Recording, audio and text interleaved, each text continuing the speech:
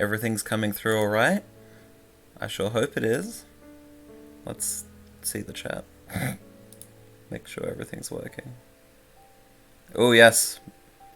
Hi. Perfect. Yes, glowing eyes. This is what I like to see. What did we think of the opening? I love it. I don't know about you guys, but every time I get to watch it, I'm a very happy person. I'm glad you like it, Tim. You did the music yourself after all, so you're a major contributor after all.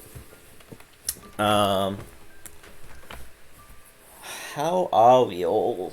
I would say this morning because it's the morning for me, but we're all in various time zones here. I'm gonna drop a link in the YouTube chat just to make sure everyone comes over. Bada bing, bada boom. Dropping my links, making sure everyone sees them. And there we go. Cool. Let's get my setup so I can see the chat as I'm playing. Where are you, chat? There you are. That's all good. You're all looking at the options menu. Whoops. Alright. I'm just trying to... There we go. I feel weirdly nostalgic about the music, says Son of Sis. Oh, well. That's good. I mean, that's the exact vibe the opening's kind of going for, actually. Because, I'd say it's kind of one of the major themes of the game. It's trying to tap into that universal high school experience, I suppose. And there's always going to be nostalgia attached to that, isn't there? So I'm glad it kind of gave off that feeling. Perfect number of followers, Slothface. Oh, really? I didn't even notice. Oh, yeah. Alright, everyone can stop following. You're right, we are at the perfect number. Good spotting, Mephisio. Good spotting. I'm just going to get some gameplay rolling in the background. I'm not going to... Oops. Oh, actually. We're not going to start from there yet. I'm going to use my cheat codes. Ooh, a follower. How exciting. Thank you. Oh, I missed the name. Shoot. Atola. Thank you, Atola. And hi, Emily and Zolf who've just joined the chat. For those who don't know, Emily is the voice of Jayda. She's right there. Welcome. Poggers? Hell yeah. Poggers every day. Clearly great minds type alike. Hi, Emily. and Zolf, of course, who does... Well, basically all the editing for LoveSick Darlings. Always reading through all my stuff, getting it done. Very appreciative. Don't mind me, I'm just doing some background little editing before I hit play.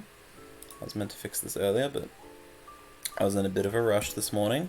I got like a new microphone, and no matter what I did, it's not working, so I have to use my awful headset microphone instead. So I'm really sorry if the quality's just bad. I spent a lot of time last night I thought I had it working. I got up, it wasn't working. Here we are. I'm not gonna get anxious about it. It's fine.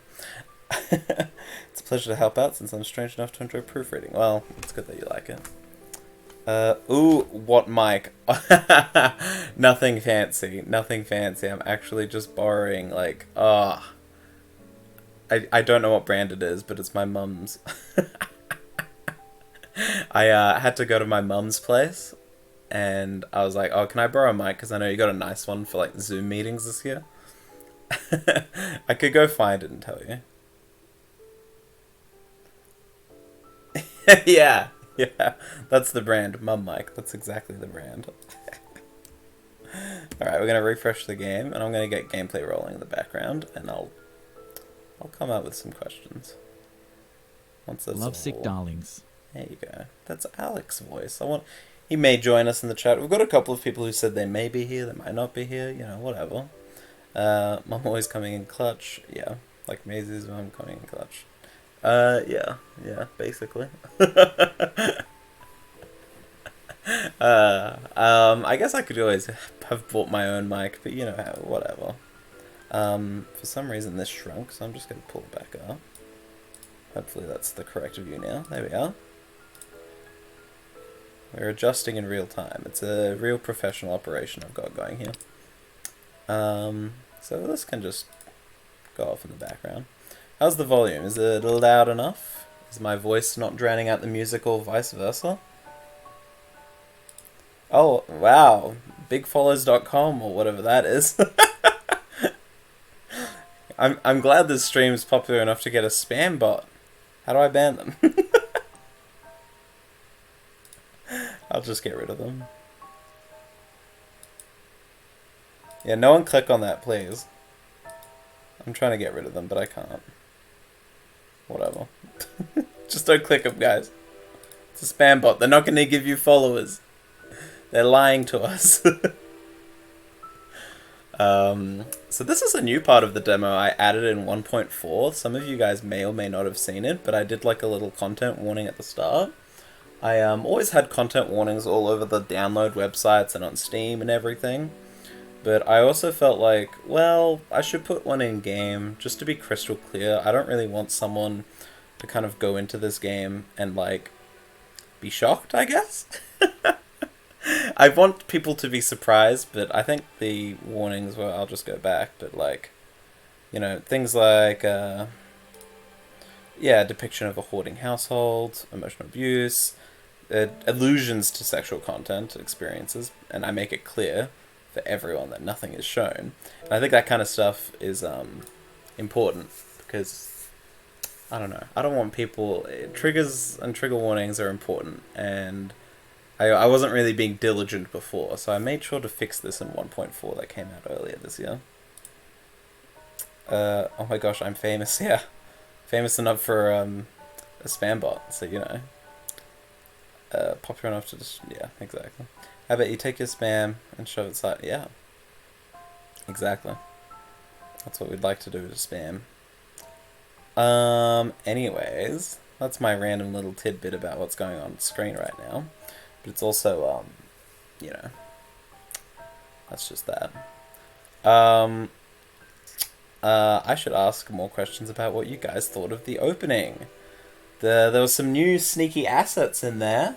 I know some people in the Twitch chat noticed the, what's the word I'm looking for?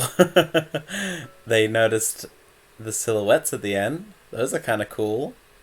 I don't know if everyone saw them, but, they're pretty special. I mean, you guys will see them in full, but... Yeah, Zolf, that's basically what the warning amounts to.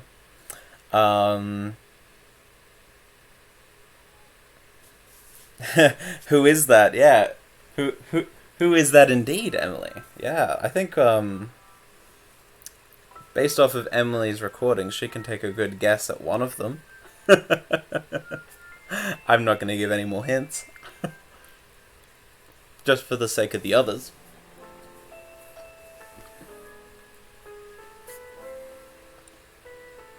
Probably. Oh, I like the smiling hat. Hello, Edelson. For those who don't know, Edelson. I'm just going to make choices randomly. If someone shouts them out in the chat, though, I'll take them. Thank you. Thank you, Em. Anyway, Edelson is, I don't know what better to call them, but like the sprite coloring artist. They have helped me so much when I really needed some help with the sprites. And every time since I've needed help with the sprites, Edelson's like always there. And always like ready to help. Saving me from very precarious art situations.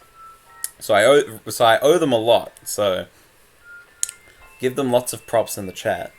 And while they're here, if you like, ask them questions. I don't know. If you've got some... If there's like a sprite or expression or like the coloring you really like in one of them, let Edelson know.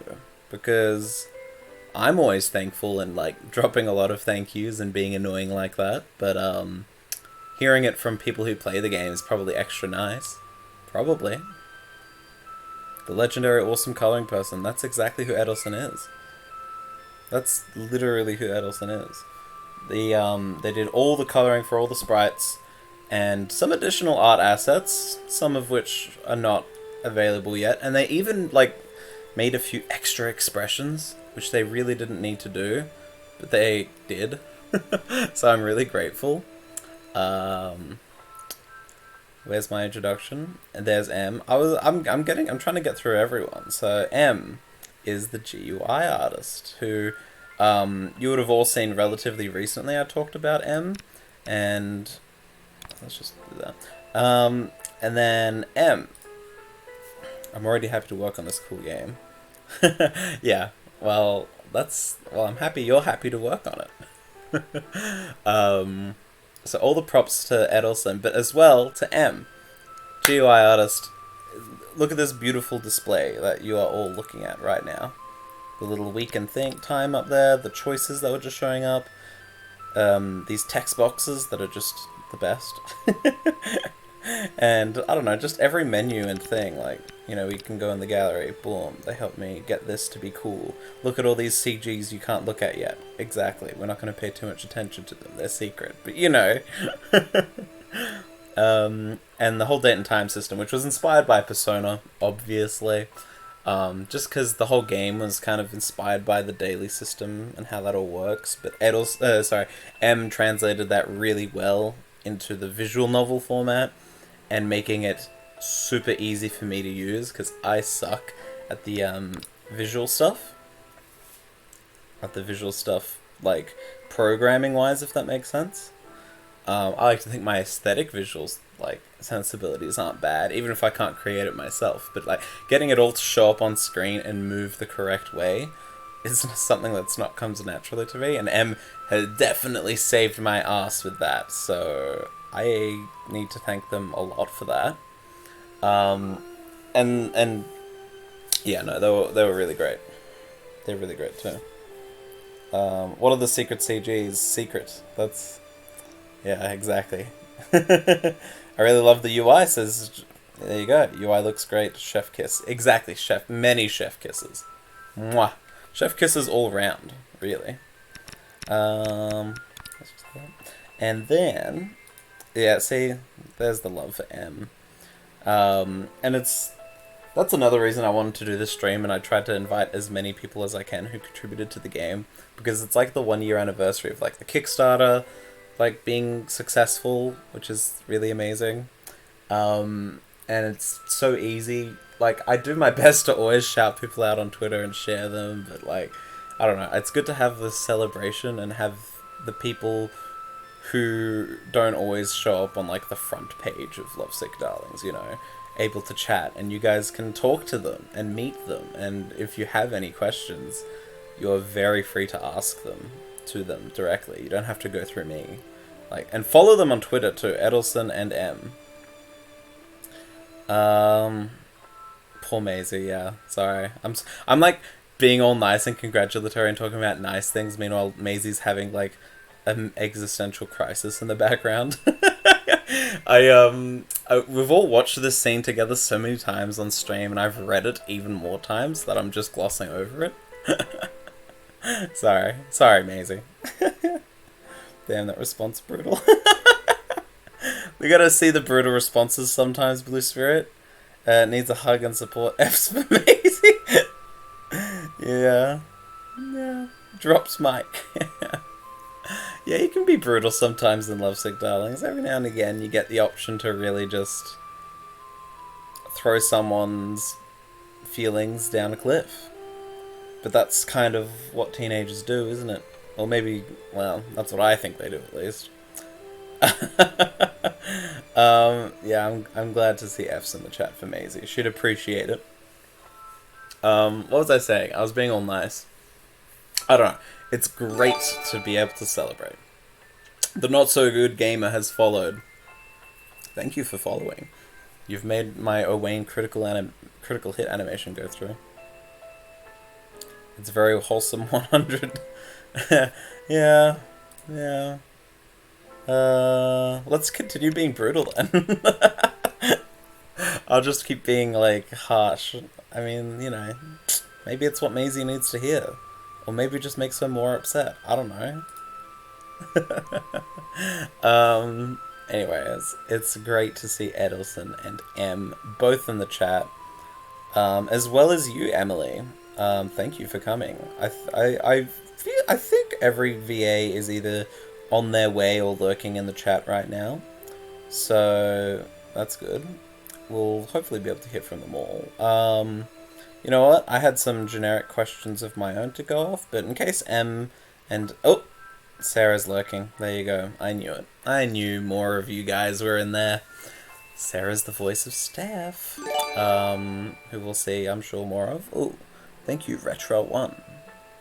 Hatro? Whatever. Retro. I'm going to say that.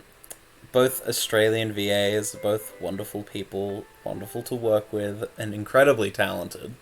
Those of you who have played the 1.4 demo know how great their voice acting is. So we're going to come into it very soon. Voice acting from Amy. Some of you may not have heard, who haven't replayed the game yet, but you know, she's bearing Steph-like by not drawing attention to herself.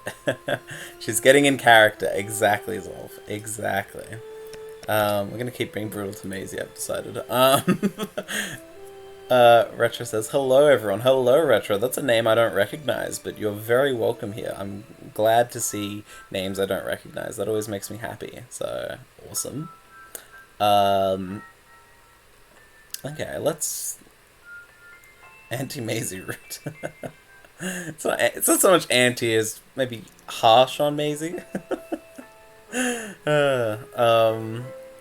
Okay, well we've got... Let's start with the non-VAs first, actually. I had some questions prepared to just ask anyone. So, Edelson and Am. I'll ask you both, because you're both in the chat, so you can take your time answering. Who would you say both your favourite characters are? And I know you may not necessarily have played the game, but you've all worked on it on various levels. And I'm curious to know who your favourites are. Like, it's fun to find out and see what people say about that kind of stuff. Yeah. So who are your favourites? See, people can't ask me my favourite because they're all my favourite. I'm the creator. I made these characters, so I'm not allowed to have favourites. But, you know, if you two want to drop your favourites, that would be... I'd be interested to find out, and maybe others would be too. Saw the premiere seconds after I got home. Had to rewatch it to appreciate it fully. Thank you, JJ Gamer 5000. Awesome. I know your name. I recognize you from the Discord. So it's very great to see you. I'll ask people more about the opening soon too, actually. No, we're being mean to me then. One of the things that I like, well, I do have a favorite. It's not like my favorite is a 10 out of 10 and the other's a 2 out of 10. It's like 10 and then a couple of 9s. That's exactly what I'm going for, Zolf. That is literally... I want people to, even if they have a favorite, to like every character. Or to appreciate them in some way.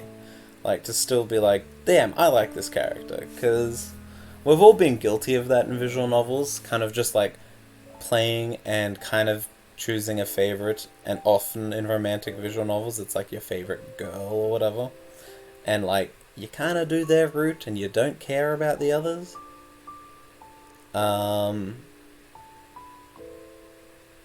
Choosing your favorite child is impossible because all of them are equally lovable. Being a parent to all your children, yeah, well, that's exactly Flip. I can't choose a favorite.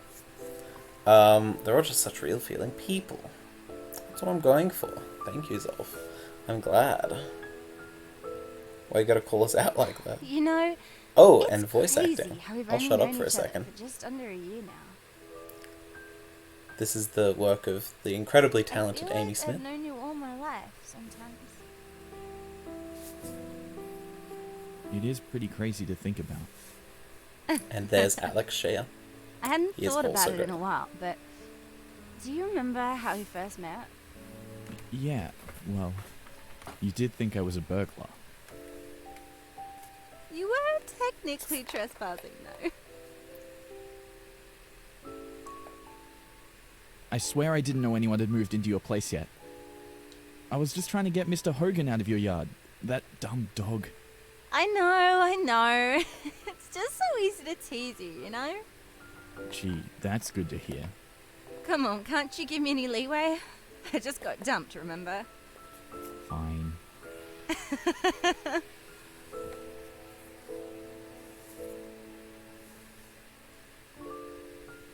It's very atmospheric, isn't it? Your hands are so warm. Funny. I was about to say the same thing.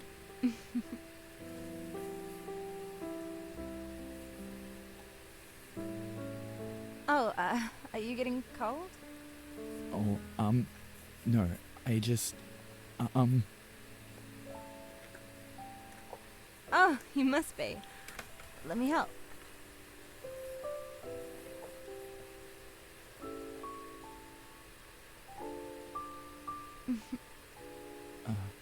Thank you. Huh? For coming out tonight. It was selfish of me to pull you out here into the cold just to chat, but I couldn't stand being around my parents. Especially not right now. Oh, that's okay. I needed someone to talk to.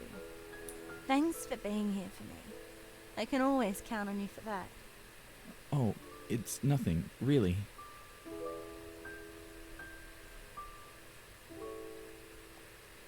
They both totally nail the characters, don't they?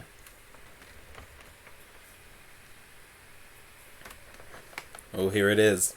The big moment. I think the voices stop right about now. Near now. When the scene ends. We're going to keep doing our trend, though. We're going to maybe disappoint Maisie a little.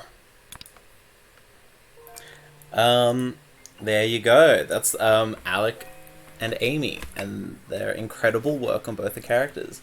I love how genuine and like awkward Alec feels, like, and I mean that in a good way. Like in character, he's like pulling off Sid perfectly, and Amy's like performance as Maisie, you can. Oh no! What have I done? Oh, I know what I did here. Whoops! It's fine. I was messing with this last night. Ignore that. This is fine. You didn't need to see that. I know what I did wrong there. I thought I fixed that. That's fine. No, Maisie, she's still working. It's fine. It's fine. The hug was so wholesome the game crashed. Yeah. Sorry. Whoops. What was I just saying? Yeah, no, Amy does a really good job of making Amy both feel making Maisie feel forceful and, like, vulnerable at the same time. Which is kind of like a perfect balance for not just Maisie's character in general, but this, not just the situation, but her whole character in general, which is, yeah. What do you mean Maisie Australia never gets cold? Well, those summer nights will get you. Wholesome hugs, here we go. The hug was so wholesome the game crashed. Yeah. Oh, and I saw earlier, while the voice acting was going off, Edelson, you couldn't choose. I think that's valid. I think that's good. That's what I want. I want people to be unable to choose. So I'm glad. You can just be friends with everyone. You know, you don't necessarily have to romantically get involved with the character. That's something I am wanting to make an option. But judging from everyone I've talked to, no one ever goes for that.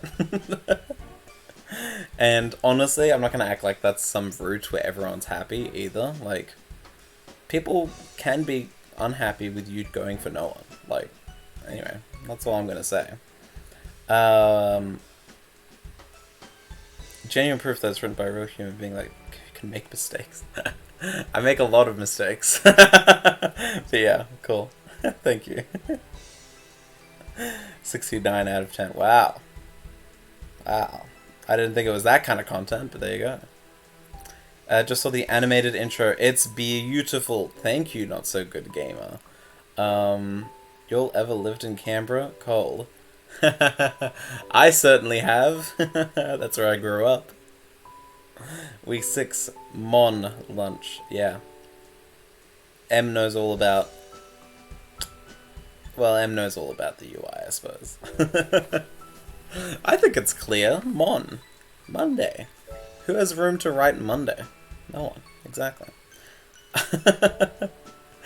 No, it's good to know that you guys enjoyed those characters. I should ask more questions about the opening. Has everyone seen it in the chat? Did you all like it? Did it feel like a real anime opening and everything? I loved the, I don't know, the way everything moved and the way, and how clean it all was. And Shiki did, like, incredible job with, like, not only, like, the music and timing everything, but the motif of the windows and just everything. You saw it was dope. I got my friend to play this game and they called Sid Sprite Chad. So, wow, Sid would not, I did not expect that, and Sid would, I don't know how he'd even react to that, being called a Chad. You know, I guess that's a compliment, so, you know, I'll take that. Anime confirmed for 2021. We'll see, Tim. Don't give me hope. Don't make me dream. But there were some fun assets. There were the silhouettes we were discussing before. Maybe a new CG during that little music shift about halfway through. I'm sure if people, you know, slow that down, they'll get an interesting glimpse of what's to come in LoveSick Darlings. And a lot of metaphors. I was having so much fun sneaking those metaphors in. Being able to, like, in a document that I was working on and, like, sending to Shiki. Shiki is the video artist. I should drop a link to her. She's incredible. But, like, I don't know how else to put it, but she's just the best. Like, she did the trailers for LoveSick Darlings. And the, let's drop that in the chat. Bada bing. Bada boom. Oh, it's making me log in. Come on. I'm gonna... How do I... Why is it making me log in to my own stream? That's so strange. Gosh, what was I gonna say? Anyway, she's amazing. She did the trailer, and then she did the opening. And we worked on... And basically, how it all worked is I was sending her a Google Doc with all these, like... With, like, an absolute overload of information. That was just all these metaphors and ideas and visual things that I was like, damn, like, just trying to fit it all in. And she pulled it off. She fit in, like, nearly all of them. Yeah. Okay, it's not letting me log in to drop the link, so I'm just gonna... I'll have to work it out later. But yes, she's amazing. Check out her work. Let's read the chat. I'd have been closer to Australia than South Africa, might be slightly closer than Los Angeles. Depends which end of Australia. Los Angeles is definitely closer to my end of Australia. Oh, I'll let this stick around for a little too long. Los Angeles is closer to my end of Australia, but South Africa is definitely closer to, like, the western end of Australia. It's hot and full of drop bears. Yeah, the funny thing about Australia is it is mostly hot. Like, that is true. But it's, like, as big as the States, and the States has all kinds of weather. So it's more or less the same. Maisie would love hearing Sid call the chat. She'd laugh so hard. She would laugh so hard. Love the transitions and the instrumental so much. Tim does amazing work. He really does. Tim is the... I would say unsung hero, but he is the hero. Like, I do my best to sing his praises, at least. I hope he doesn't feel like an unsung hero. Yeah. He did incredible work making that main theme as amazing as it is, as well as shortening it, because, for, what's the word I'm looking for? Just shortening it for, the opening, basically, because it's originally a little longer. But yeah, he did incredible work doing that. Oh, there we go. Sorry, I just had a little background thing I had to fix there.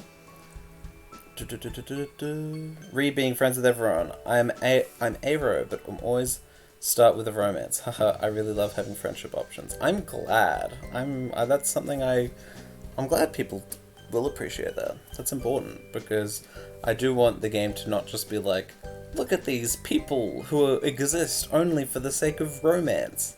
And it's like, no, it doesn't have to be like that. I definitely want the option for someone to, if they can navigate it correctly, maybe they really want to romance Steph, but they're like, but Jayda's cool. I don't want to make her upset, you know? And, like, try to be a friend. Make it feel real. Not every story ends in a fairy tale romance. Exactly. That's basically what I'm trying to say. Birdcage behind our boy Stu. What could it mean? Ooh, what could it mean? Oh, I loved sneaking those little metaphors and teasers. The character sprites. I specifically asked for the birdcage for Stu as well from Shiki, so she did a good job putting that little frame together as well. That made me very happy. Okay. I'm just had to do an SMS text login in the background because Twitch doesn't believe I'm logging into my own stream, which is just funny. I mean, I'm glad they're being secure about it, but anyway, that should be good now.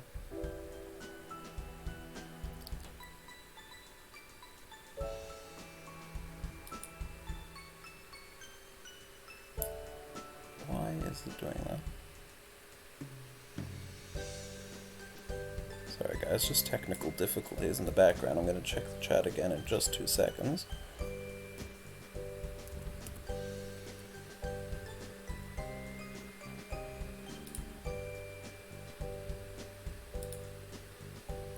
Okay, I don't know why it's not working. I'm just going to ignore that now. Okay, so I think Arcade Spirits is the only video thing that actually gives you extra content for being ARO.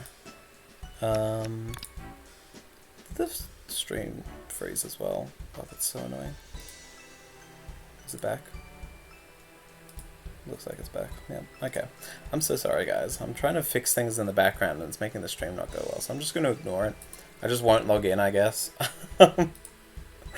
Arcade Spirits. I haven't played Arcade Spirits, but I remember watching the trailer and it's been on my Steam wishlist for a long time. So I do want that. I do want to check that out, especially knowing there's ARO options. That's really great. It's not intuitive for my stories though, which I get. Well, I guess it's not intuitive in the sense that I guess it's a romance themed game, but I don't know. For me, the friendship's always been kind of a part of romance in some ways. Like, I don't know. Especially in high school, I didn't get romantically involved with anyone I wasn't friends with first, or at least on some level friends with. But that's me. Dimitri's my bard. Wow. That's good to know. Oh, because I'm singing your praises. Yes.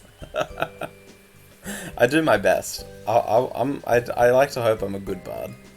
I was in Australia in 2019 and was witness to both fires and hail in the same week. Yeah. Yep, I bet. I believe you're 100% JoJo Gamer. Singing, you say, ooh, what's that? We need a sung theme song next. Arrow eyes. I did hear words of soft no floating towards the conversation. Looking forward to playing through everything, going back to the open to get all the references. Yeah, that's what I want. I want people to be able to go back and, yeah, get the references. Hopefully there'll be an OST for us to buy because I will get that in a heartbeat. Well, that is great to know, not so good gamer.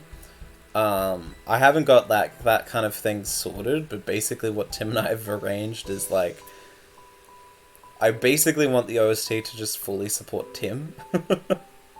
Because he's the one who did all the music, so I'm happy for him to just, like, go and make whatever he can from that. Like, which will be hopefully a lot. You guys, hopefully call to action. So you'll know it's directing him, supporting him directly, so I hope you feel all very compelled to buy the OST when we make it a thing, which, I don't know, I haven't really talked recently, but I'm sure we can get that to be a thing. The OST is done after all. We'll sort that out. We'll sort that out. Jayda Star's expression is the heavens. It is. It is. It was the first expression I had in mind for her. Like, they all have a couple of unique expressions that I was like, they need this. They need this, because it's like their thing. Maisie's smug, and Steph has this kind of, like, determined, like, do the right thing expression. Oh, I don't want to grab a flack of the OST. There you go. Look at that. Oh, all the love. Steam backlogs. Are there any of us who don't have one of those? Nope, I doubt it. Anyone who has a Steam account probably has backlogs, right? That's right. Right? My backlog has a backlog. Yep. Arcade Spirits is really good. It's a really nice expression of fandom in various forms. Yeah, because that's basically what LoveSick Darlings kind of has an aspect of. Because I always bonded with friends over, like, the media we played. And, like, whether it was games, movies, TV shows, whatever it is, music, books, etc. We'd bond by, like, sharing this stuff, you know? Which is, I don't know, basically what we were doing. And so that's why it's, like, this huge part of, like, growing closer in LoveSick Darlings has this huge component... Sorry, lending stuff and borrowing stuff and, like, reporting back to each other, like, hey, I watched this episode of the show you love. Hey, I finished reading the book. Hey, I finished this part of the game. And, like, those kind of conversations are, like, what I did in high school. And, like, on some levels still do today, even with friends where I'm like, damn, you gotta check out this show. I don't know, maybe that's because I'm someone who's, like, artistically driven and kind of, like, inspired. I guess that's my way of engaging with people, but that's kind of what I wanted to translate into the game. So, hopefully people enjoy that. I hope so, that's what I'm going for. Def get the never-ending backlog, yeah. I reckon Sid has a bigger backlog of games than Jayda would, only because Jayda's efficient. Jayda will finish games. Sid will buy something on sale and never play it, because he's busy kind of doing something else. He's kind of spread himself too thin among hobbies and stuff. Meanwhile, Jayda will actually just play the game she buys. Oh no, I'm Sid. Yeah, that's kind of the difference between them. I think when I was younger, I was more like Jayda. I used to be so on top of games. I would, like, play every new game and then go back and play retro games. I don't know how I had time for that.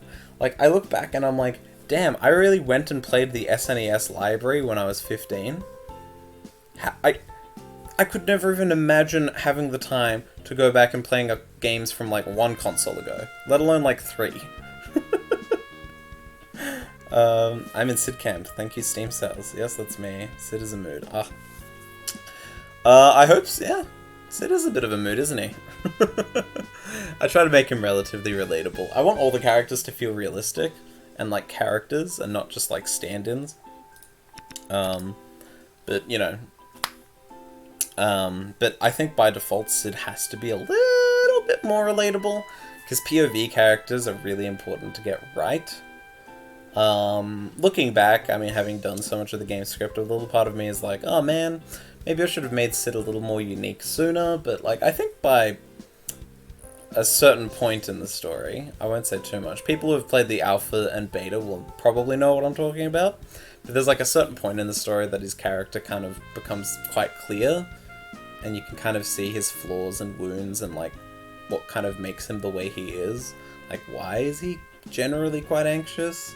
Why does he want people to like him so badly? Etc. Like, that stuff all ends up having a reason for being the way it is. Looking back, I had slightly regrets that it kind of takes a little while to get there, though. He starts off a bit plain. But I like his sarcasm early on. He's fun. Pre-ordered a new game, played it for a week, then bought a game I played over a decade ago and have been playing that instead. Sometimes it's like that. Sometimes you gotta go back. After the H-Bomber Guy video on Fallout New Vegas, my brain cannot get Fallout New Vegas out of my mind. But I also have a million things to do.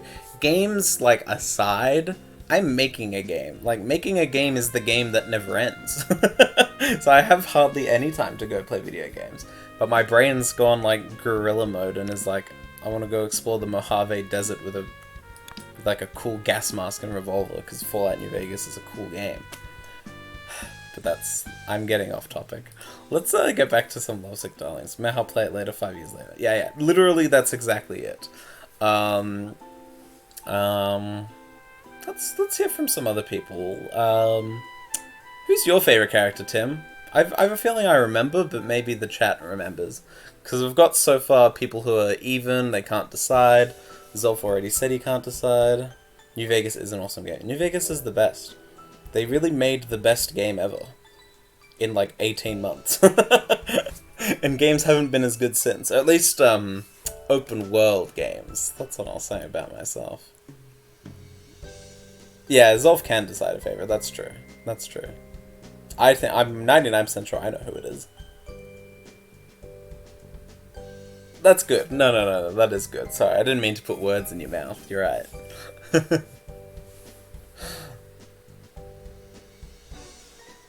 And Skyrim. Yeah, Skyrim never appealed to me personally. I liked Oblivion a little more, but I think that's just my own aesthetic sensibility.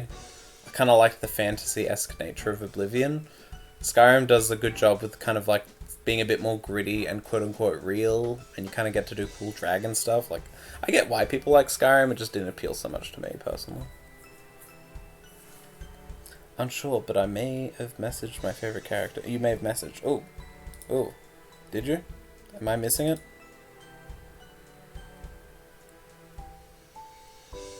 Oh, I've gotten some interesting Discord messages. Okay. Interesting.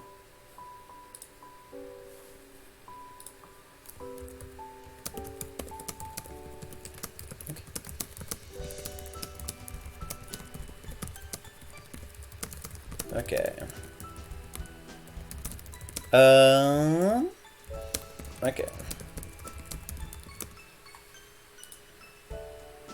I feel like I might like Jayda the most, but I'd love hanging out with Maisie and stuff as well. I'm glad that everyone's answers are like, I guess this is my favorite, but the others are great too.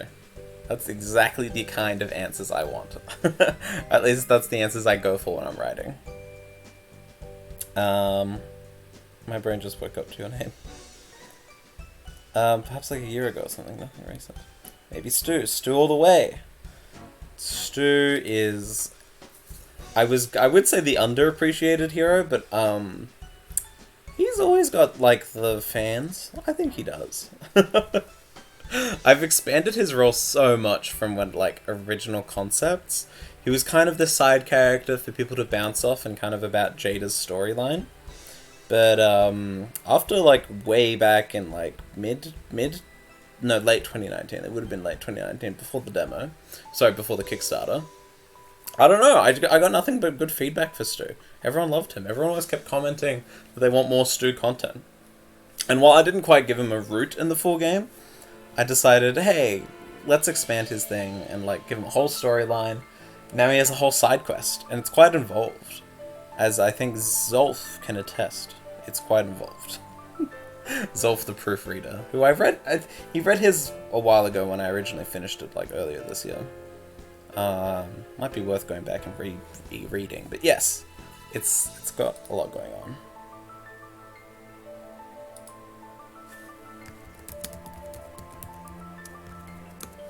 on. Stu's great. Let's be harsh. We've been harsh. Let's just keep being harsh. Stu's great. Nacho incredibly underrated. Swell guy, very cheesy. 10 out of 10. Yeah. That's something I've been very happy about. I love how much people hate Nacho. It makes me so happy. He's the worst. At least I wrote him to be. Yeah. No, that's exactly what I was going for. Yeah, the big stinky cheese. He's the big kahuna himself. Mr. Nacho. I mean, there's no deception with Nacho. You totally know where he's coming from and what he wants. I mean... yeah. I mean... we do. I'd say there's a lot of deception between him and Maisie, though. He's definitely... what's the word I'm looking for? Saying what she wants to hear to get what he wants from her, if that makes sense. He's convincing her it's a serious relationship, he really cares about her, they're madly in love, you know, despite dating for a week, etc., you know. He's telling her what she wants to hear, because right now, at this point in Maisie's life, she wants nothing more than, like, validation, and, like, to feel wanted, I guess. And, like, this older guy is here, and that's what he's doing. He's this older guy that shouldn't care about her, but damn, he cares, he loves her, he spends time with her, etc., you know. He makes her feel like mature, I guess, and kind of wanted. Yeah, it's a bit ugly, unfortunately. But it's what happens. It happens a lot, and it's not just necessarily something that happens to teens. I think it can happen to almost anyone, and it does not just girls, mostly girls though, like statistically speaking.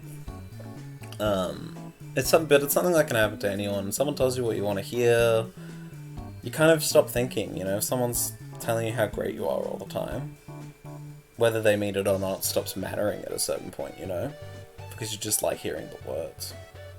And that's what I'm going for with their relationship. It's a bit hollow, and he kind of just... Well, he wants what he wants from Maisie, and, you know, he kind of gets it, you know? And once he gets it, he's done. He's checking out. Sure is, and how much we hate Nacho shows how well written you've written Nacho. That's good. I'm glad. I feel like I've made him a bit two-dimensional at times, and I try not to make him like a complete, you know, kind of style villain, but yeah. Poor Maisie is just love-struck, and he's older and awesome and too good for manipulating the inexperienced girl. Yep. That's it. That's the crux of the whole relationship. Can't wait for the scene where Nacho gets microwaved! They just put him in a giant microwave, yeah. Holy shit, imagine. Holy shit. Don't give Maisie ideas. Don't give, post-breakup Maisie ideas on what she'll do as revenge. When you think that person's amazing too, the thing is, we've all known someone like that. Yeah, we've known someone like that, whether we've experienced that kind of manipulation ourselves, perpetuated that manipulation ourselves, or seen it in, like, as an outsider looking into someone else's relationship. Punished Maisie, spoilers, yeah. Yeah, she just kills Nacho, guys.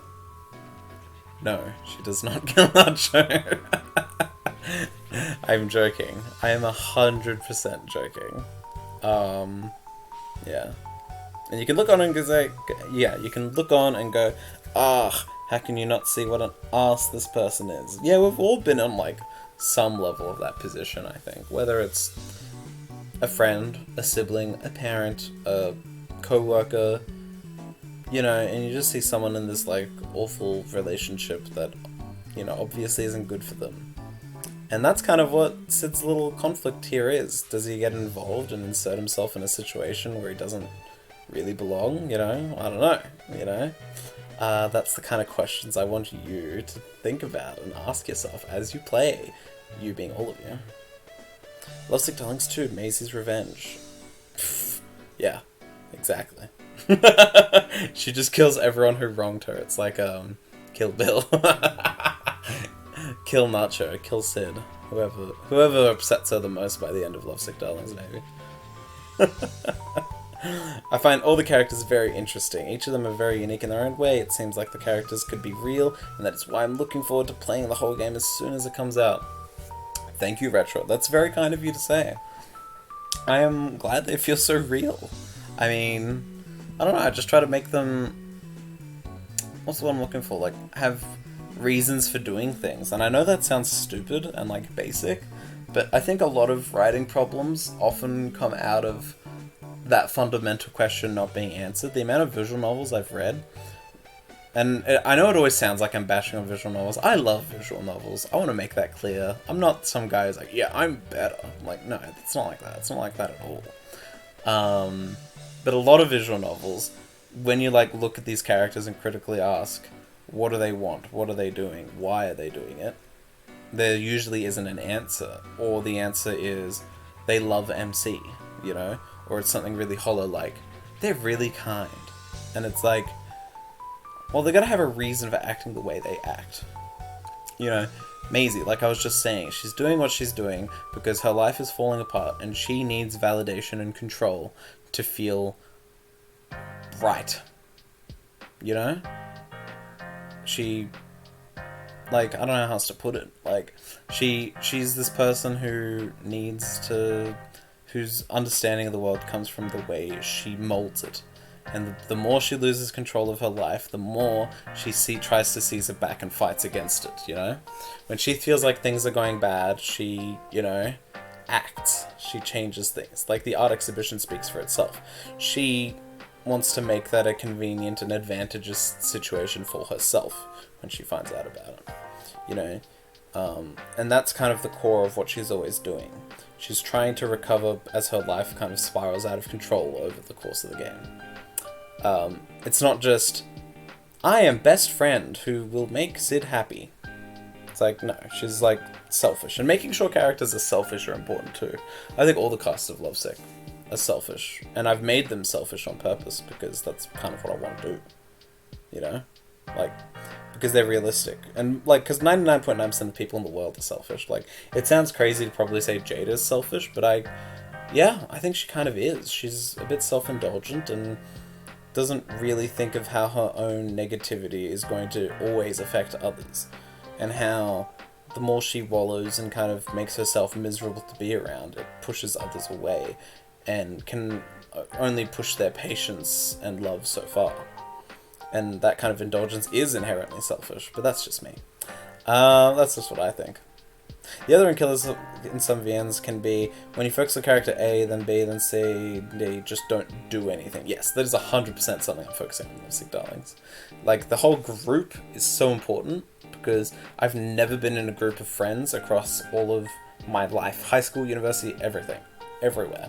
Oh where my god! your relationships... Oh, this is the Amy. burrito of a lifetime. I'll try not Screw to your talk over her boyfriend. too much. You should be going at these This is a cute nachos little instead. conversation. We need to come here again. Absolutely. I'm glad the dilemma was such an... Sorry, the exhibit was such a dilemma. It's, I wanted to make it as hard as possible. Want to join me? Sure. Yes, they do have agency and they react. It's really hard. Are you gonna I've share created it? so many roots as a result. Yeah, It's this hard. place is good lighting too. It might be good for a profile pic update too.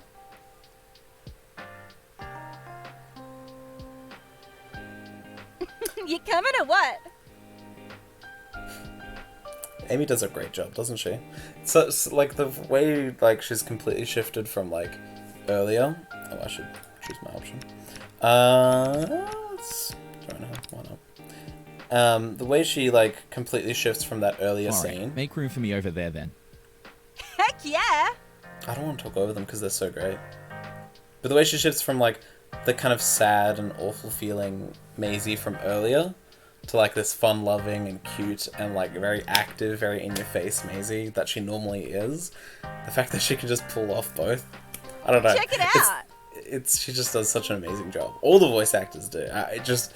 Amy's the one who's shown up so far. The others will have their lines soon too, I promise. I wasn't joking about you treating us. I am broke. Oh, come on, no complaining. I got us in here after all. It's all good.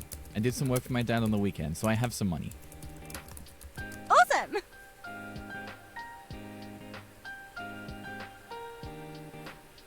There they go. Gotta love that free guacamole. Anyway, Amy does an incredible job with Maisie. Such a good job. And same with Alec and as Sid. I can't stop singing their praises. Every time I hear them bring the characters to life, it just makes me very happy. There we go. Yes. So, that is a good point from Zolf. That is exactly what I'm going for. Groups of friends will always react to your changing relationships with one another. When I was in various groups across all of my high school years, if someone starts dating, the group isn't the same afterwards, you know? Things change. The whole balance... There's like a balance of like social standing. It's like a equation or something. I don't know how else to call it. But you know, someone starts dating, the whole dynamic shifts. Maybe someone liked them. Maybe someone thinks they're a bad couple. Maybe someone wasn't really good friends with them, and the fact that they became a couple means, I'm not really interested in being here anymore, you know? And the way people react to relationships, I feel, is so important. And so few visual novels and games ever acknowledge how important that is. And in a format like a visual novel, I think that's such a missed opportunity. Because, I don't know, you're making these choices and, like, you're not feeling the consequences. I hate when in VNs, there's a group of friends and like none of them care who I'm dating. Like, it's like, why is no one talking about this? I don't know. It's always so annoying when that happens. I can understand why people like Sid. Usually characters come to love the player character because they're the player character. It wouldn't be a game without them. Yes, basically. And you can see why people want to be Sid's friend, and I think that's awesome. That's what I really want. I want Sid to actually be likable, not just be MC. Not just be MC and everyone likes him for who he is because he walked through the door. Like, they've all hung out for like the last year in game, you know? And they're all like, what's the word I'm looking for?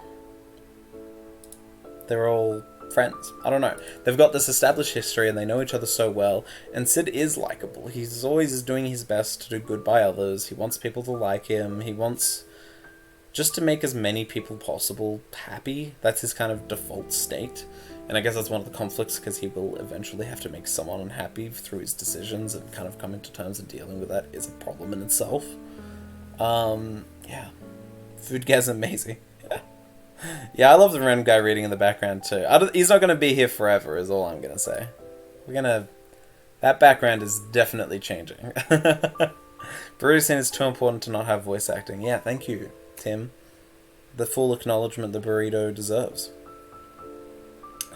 It's like almost midnight where I live, so I'll have to go, but thanks for the live. Oh, sorry, Addison, I did not say this in time. If you're still here, thank you so much for dropping by. You rule. Thank you, thank you, thank you. You're amazing. I'm sure everyone also feels the same. Thank you for coming by and everything. Awesome. Come on, Sid, you know she's worth it. Have an excellent sleep, Edelson. Yes, exactly. Random guy reading is my favorite. He has so much depth. Yeah, and keep up the awesome art. Indeed. I should drop Edelson's link. Where is Edelson's? I'm trying to find his Twitter now. Or her. Sorry. There. I don't know. Here is Edelson's Twitter. Hopefully, it lets me drop it this time. You know what? I'm going to drop it through my alt. You guys can find out my alt account. I don't care, because the alt will work at least. Bada bing, there's Edelson. Edelson rules. Check out their art. It's amazing. When some people start dating, the other friends that they made along the way can be largely obscured. Yeah, exactly. And I think dealing with that conflict is important. And that's kind of one of the things the game's trying to do. The cast doesn't care who you're dating in VNs, even if you're dating the entire cast. Yep. That always bothers me so much. I hate that. Like, I don't know. It's just so unrealistic to, like, be going out and have no one talk about it. No one. When people start going out in high school, it is all people talk about. It is all that can run through their minds, you know? It's just insane to me. Like, that visual novels do that. Persona would be like, yeah. Ripped guy with the newspaper in the background. Yeah, sorry, love by him. Newspaper guy is probably one of the classic spies who needs to hide from the Vienna prerequisite. Yeah, that's exactly what's happening. Alright, so. Alright, I think we have a special treat ready for you guys. Okay, so let's pause this here. In the background, hopefully I haven't sounded too distracted while I've been messaging, but Emily has in fact offered to come online and do some read-throughs, and, well, why read through content we already know when we could read through new content? Let's find out if that's okay with Emily. Otherwise I will just load up old content for her to read out for us. But yeah, we're gonna have Emily come and read out some, you know, LoveSick Darlings content. Isn't that exciting? So this is gonna refresh. I'm gonna use some background cheat codes to skip to the right part of the game. Don't mind that. LoveSick Darlings. Get that reloaded. That's why I don't get harem anime. Was that the only one who had to sign the NDA before dating someone? Wow, really? That's fascinating. I mean, I guess you signed an NDA, so you can't tell us about it, but that's incredible. An NDA for dating? Wow, that must have been an important or very paranoid person. I guess that's not mutually exclusive, but still. It's not mutually exclusive, but hey, you know, whatever. No, you really might be the only one. So, I'm going to load a bit of content from later on in the game. So, in the background, it's going to go for a couple of seconds before we get up to the Jayda choice. But they go to an arcade during the protest march later. Look at that. All three and Stuart and Grace. They're all there. Just those three on screen right now. They're at an arcade. Later on in week 7. Beta and alpha players all know this segment pretty well, probably. But maybe some of you in the audience don't, so this could hopefully be a bit exciting. Just think if Maisie and Archer signed a no dick agreement. Well, yeah, exactly. They would have banned him entirely. Yeah, still being in high school myself while playing this, and some instances how these characters react to the point I was asking my friends for advice how they would react to the situation Sid's in. Wow, well that's really fascinating to hear actually, genuinely. That's awesome. I had no idea. That's awesome. The fact that they're that relatable is awesome. I'm really happy to hear that. Now I'm really curious what kind of advice high schoolers would give in those situations, like in your like school and setting and everything. There you go. That's cool. That's great to hear. No dating agreement, NDA. No, well, just a joke. That would be something, huh? Oh, okay. So it didn't happen to you. That's funny. Nothing but dating agreement. That's fine. Okay, I'm gonna just in the background get hopefully this sorted with Emily. Bada bing, bada boom.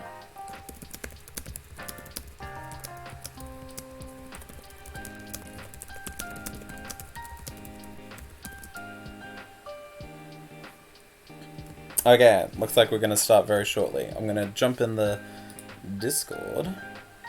So yeah, Emily is actually gonna do like a little reading as Jayda.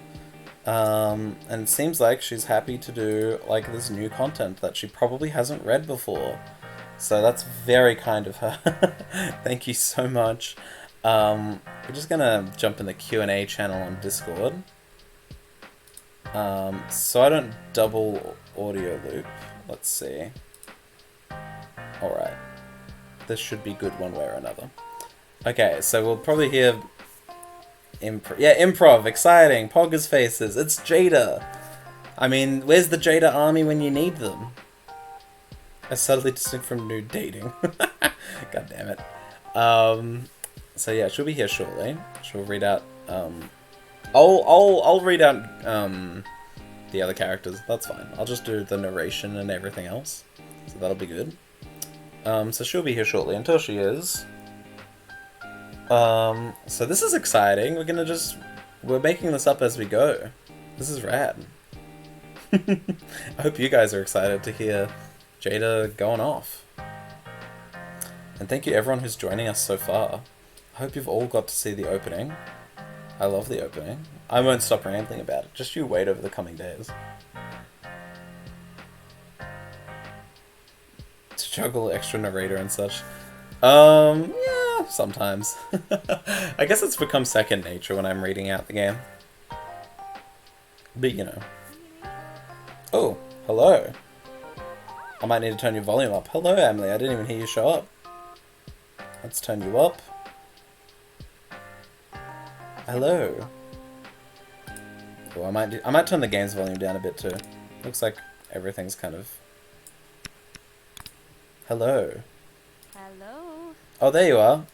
Perfect. I'm going to turn I'm turning all the dials up for everyone to hear.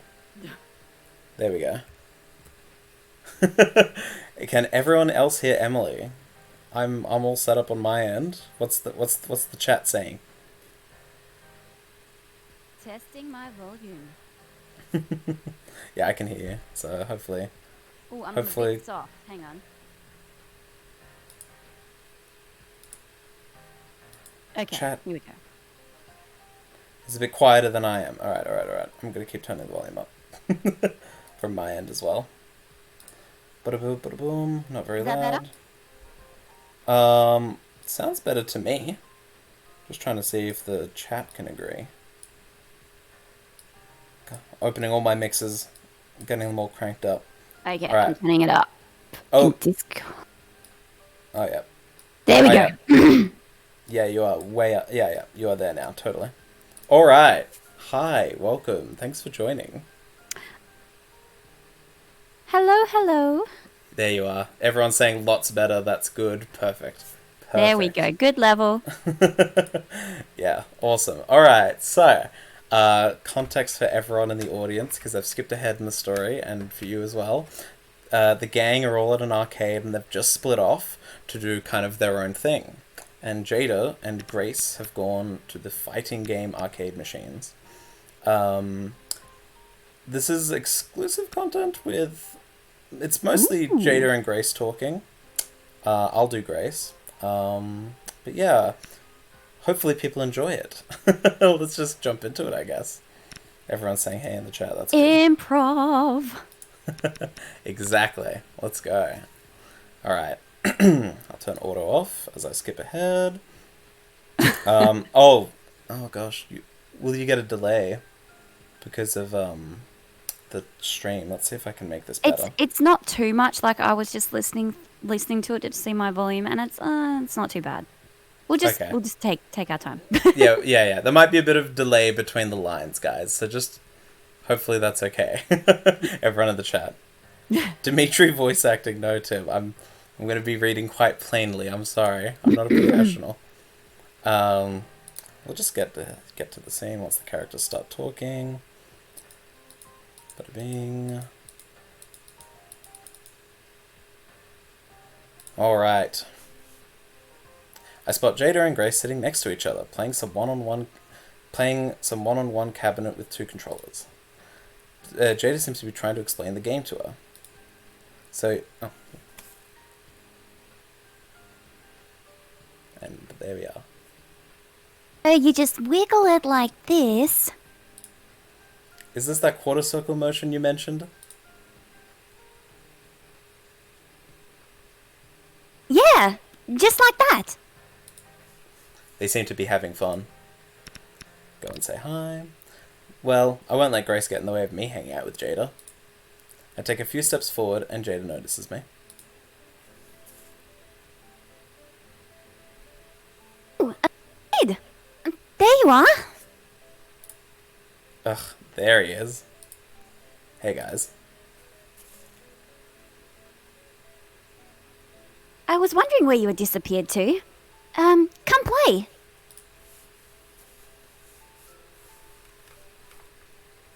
I'm teaching Grace how to play Road Brawler 3. Oh, they still have that machine here? I walk closer and yep, there it is. How cool is it?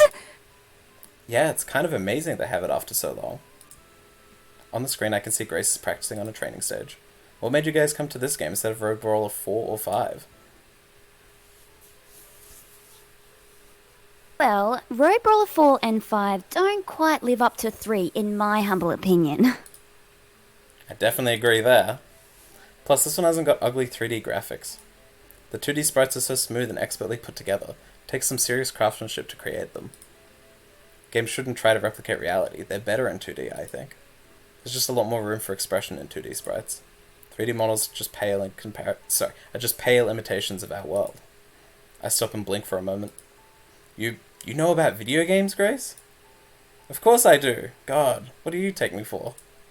Jayda and I talk about game art all the time.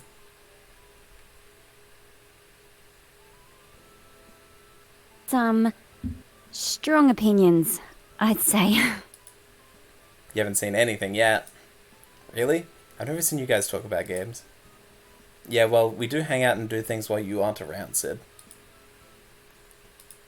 I suppose that's fair enough.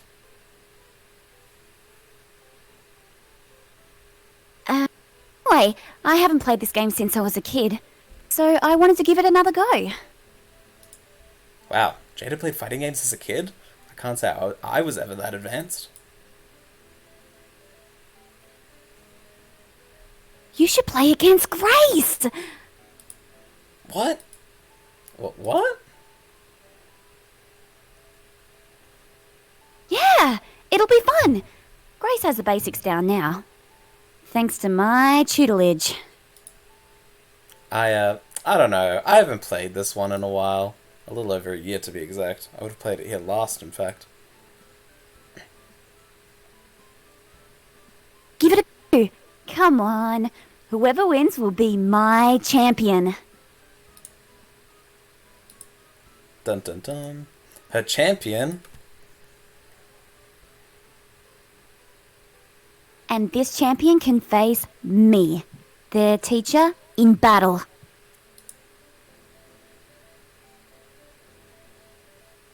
It'll be just like an anime tournament arc! Which student will surpass the master? Why can't we just play for fun? Suddenly I feel a tense presence beside me. I freeze and slowly turn to her. This is it. You and me, Sid. Let's settle this. Huh? Grace slots in 2 more coins. Best of 3. Let's go. What? Wait? The time is already counting down. Ugh. I go take my place in front of the arcade cabinet. And Grace has chosen her character. Grace chooses the flagship female character with 2 buns and huge muscly legs. What can I say? I like her ridiculous legs. Come on and pick a character, Sid. Unless you want to surrender, of course. I can understand if you run away from the big scary lesbian coming to beat your ass.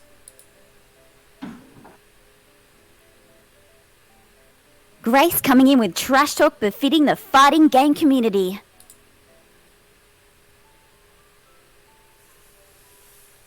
She's going to do well around here with taunts like that. I groan and look through the characters. As time runs out, I settle on Mr. Buffalo. He's originally a mean character, but he's fun to play in this game. I just need to remember how to do charge specials again. And Sid has chosen his fighter.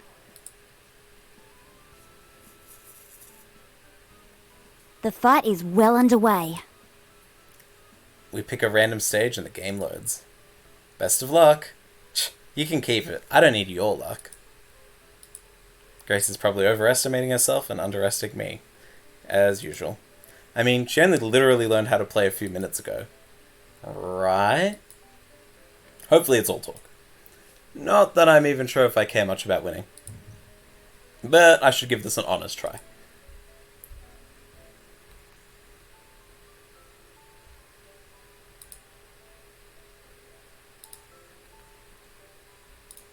Three, 2, 1, fight! There we go. And the fight begins. It's tough? Grace is a newbie, I can tell by the way she's playing, but she's fighting tooth and nail.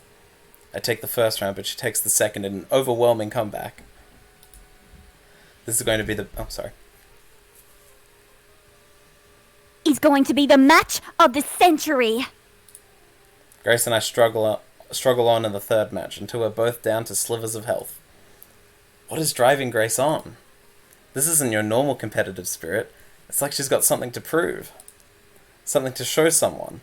What could it be? I've got you now. Grace goes into her super attack while I'm in the air.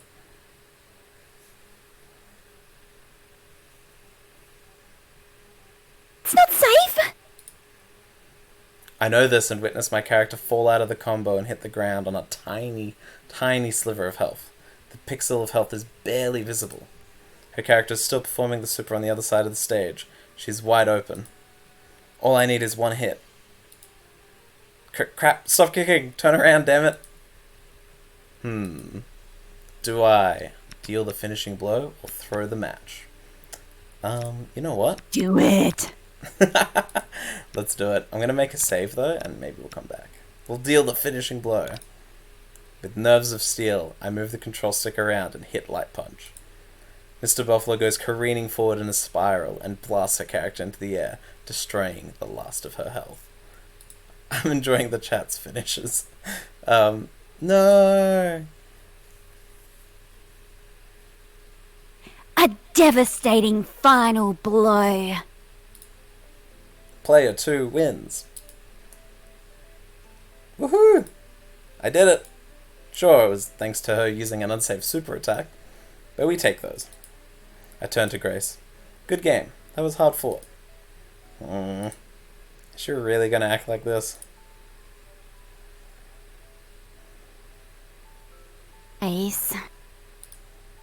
It was a good game. You did well. You're my hardest opponent yet. Aren't I also your first? Yep, so you're also the weakest. That's the Grace we all know and love. Do we love her? I don't know. Maybe the jury's still out on that. Jayda nearly bowls me over with a hug.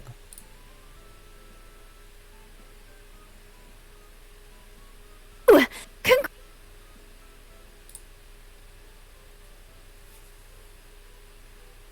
You're my champion.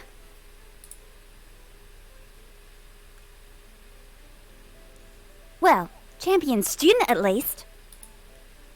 I hug her back and we let go. But of course, you know what this means. No, please, have mercy. That smile seems innocent, but I know the evil that lies beneath it. Jayda's true fighting game skills. It's time for our match, which will also double as a hands-on lesson from your fighting game sensei. I suppose this is the price of becoming a champion. Grace moves out of the way for Jayda to play. I don't get it. What's the big deal? I know Jayda's better than you. Too good for you, some might even say. But it's just a game. Why do you seem scared? She doesn't understand, but soon she will. The terror of Jayda's fighting game skills. The match starts and I brace myself. Jayda proceeds to completely wipe the floor with me. She didn't hold back at all, despite not having played this game in years, supposedly.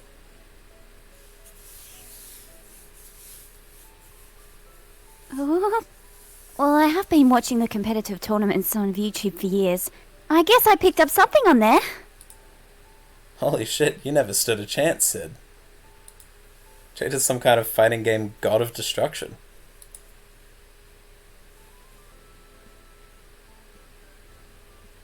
Is that going a bit far? Including me, that makes it 2 people recognizing Jayda for being a fighting game god of some kind. Jayda laughs and comforts me, then shows us some tips about the game. We end up moving around and playing quite a few different games together. Even Grace's mood improves when she wins a few matches in other obscure fighting games. From racing to shooters to fighters, we play them all. Hanging out with them ends up being a lot of fun.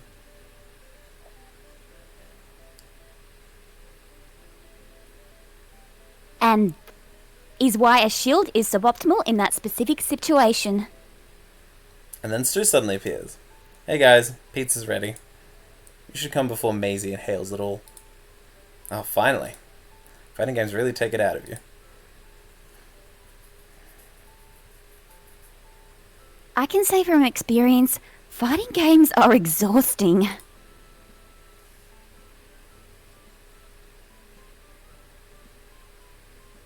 Pizza and other greasy snacks are essential to keep playing. I don't know the science behind that, but I do think I agree. They are draining. And there's some rejuvenating element to greasy snacks while gaming that science simply can't explain. Following Stu, he leads us back towards the eating area. That pretty much wraps up that scene, so we'll just leave that there. Cheers for Emily. Clap, clap, clap, clap. I want to see all the cheers in the chat. Thank you. I hope that you liked it. I know I felt very bad last time when I was going to come on and then I last minute couldn't. Oh, no. It's fine. I'm so honored that you came on. Not only came on now, but even did some on-the-spot improv voice acting. That's And you So know what? I amazing. love doing that kind of stuff because it's great practice. Hi, Amy. Awesome. Hello. Oh yes, Amy has arrived in the chat. I just watched the animated opening, and it's beautiful. Thank you, Amy. We were just complimenting your acting earlier with the opening scene of the game. We had that on in the background. All amazing. That's that. All of that for the first half. Oh, thank you, everyone. Yes, I really absolutely. appreciate that. All the kind words in the chat. Yes, it was absolutely amazing. I totally agree. Couldn't, can't agree more. All the hellos and cheers in the chat. Love to see that. Love to see that. All right. I guess I can. If you like, we can do the slightly alternate path of the end of that scene, or maybe. Oof. I'm gonna have to say, I'm sorry, but I have to go. No, that is no problem. Absolutely none. Thank you so much for coming on and That's doing all that. I'm This is glad really I could great. come on. It was lots of fun, and hopefully we can do this again sometime. Yeah. Next live stream, I'm gonna keep bugging all the VAs to join the chat and hang out. Anyways, I'll it was keep sending lovely, emails. but I Yes. got to get going. Yeah. Thank you so much for all this time as is. Seriously, thank you. The animated intro was awesome. Thank you for sharing. You guys have a good day. Bye Awesome. bye. I'm glad you liked it. Okay, bye. Bye, Ted. Everyone can say bye. There we go. I'll leave the Discord. Wasn't that great, guys? Oh, I have so much of the chat to catch up on. Hopefully I didn't miss anything too crazy. So sorry I'm late. Oh, yep. No, that's okay, Amy. That's more than okay, Amy. I'll just... Where should I reload from? I don't want to accidentally spoil the game. I'm just gonna sit at the main menu for a sec while I read the chat. Sorry guys, enjoy that. Some amusing chat things. So sorry I'm late, just watched the anime opening. I'm glad you liked the opening. And Sarah and Fleur and everyone, all the love, all the hearts, you're all too kind. I'm so glad to hear you've had a wonderful time. It has been a wonderful time. It's been a great live stream. The premiere of the opening was super rad. Everyone seems to be enjoying it so far, which makes me very happy. Alright, collective improv VA. Wow, that would be... I mean, if I could get the timing for that, maybe on the release I'll do something amazing like that. I'll do my best to get all the VAs together, all in one chaotic Discord call. That sounds like fun. Maybe on the game's release. So I've got to make sure that's even more motivation to finish the script, which is going to keep getting there. Yeah. See, it's so much safer getting VAs to drop in. It spares you voice input from the non-voice people. It's true. That is very true, Zolf. That is very, very true. Let's see if the autosaves remembered something good. Oh, good, they did. Perfect. Oh, it remembers the music. Okay, that's fine. Okay, so we'll have that playing in the background. Amy says, oh yeah, let's do it. Yes. Alright. I'm inspired now. I have been vaguely thinking about what to do for the game's launch, so that is a good idea. I was always thinking it should be a live stream, but if I can get a segment where I can just do like one of the group chat scenes and just have you all just do it on the spot for fun, that'd be great. I think that could be a lot of fun, actually. Well, I could do all this planning later. I can definitely leave that for now. Gosh, what else is on my little schedule I have here? So, didn't get to ask this of every VA, and Emily may have already been fully gone now. But I'm curious. I have no idea how to go on live chat on Twitch, but only help me know quicker than I. Oh, basically how he did it is she just joined a Discord call with me. That was basically what we did. So she had a delay. Yeah, just like Zoff said there. So it was... I'm sure I could like work out a really technical, perfect setup so that there's no delay. That's something I'll have to sort from my end to get you guys on call like that. But with a delay, it works pretty straightforward. But, you know, one way or another, it's fine. Oh, easy peasy. So I can 100% do that. Oh, is that maybe an offer? Or for next time? Because I'm not going to make you do that unless you want to.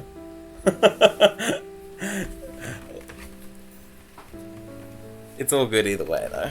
I promise.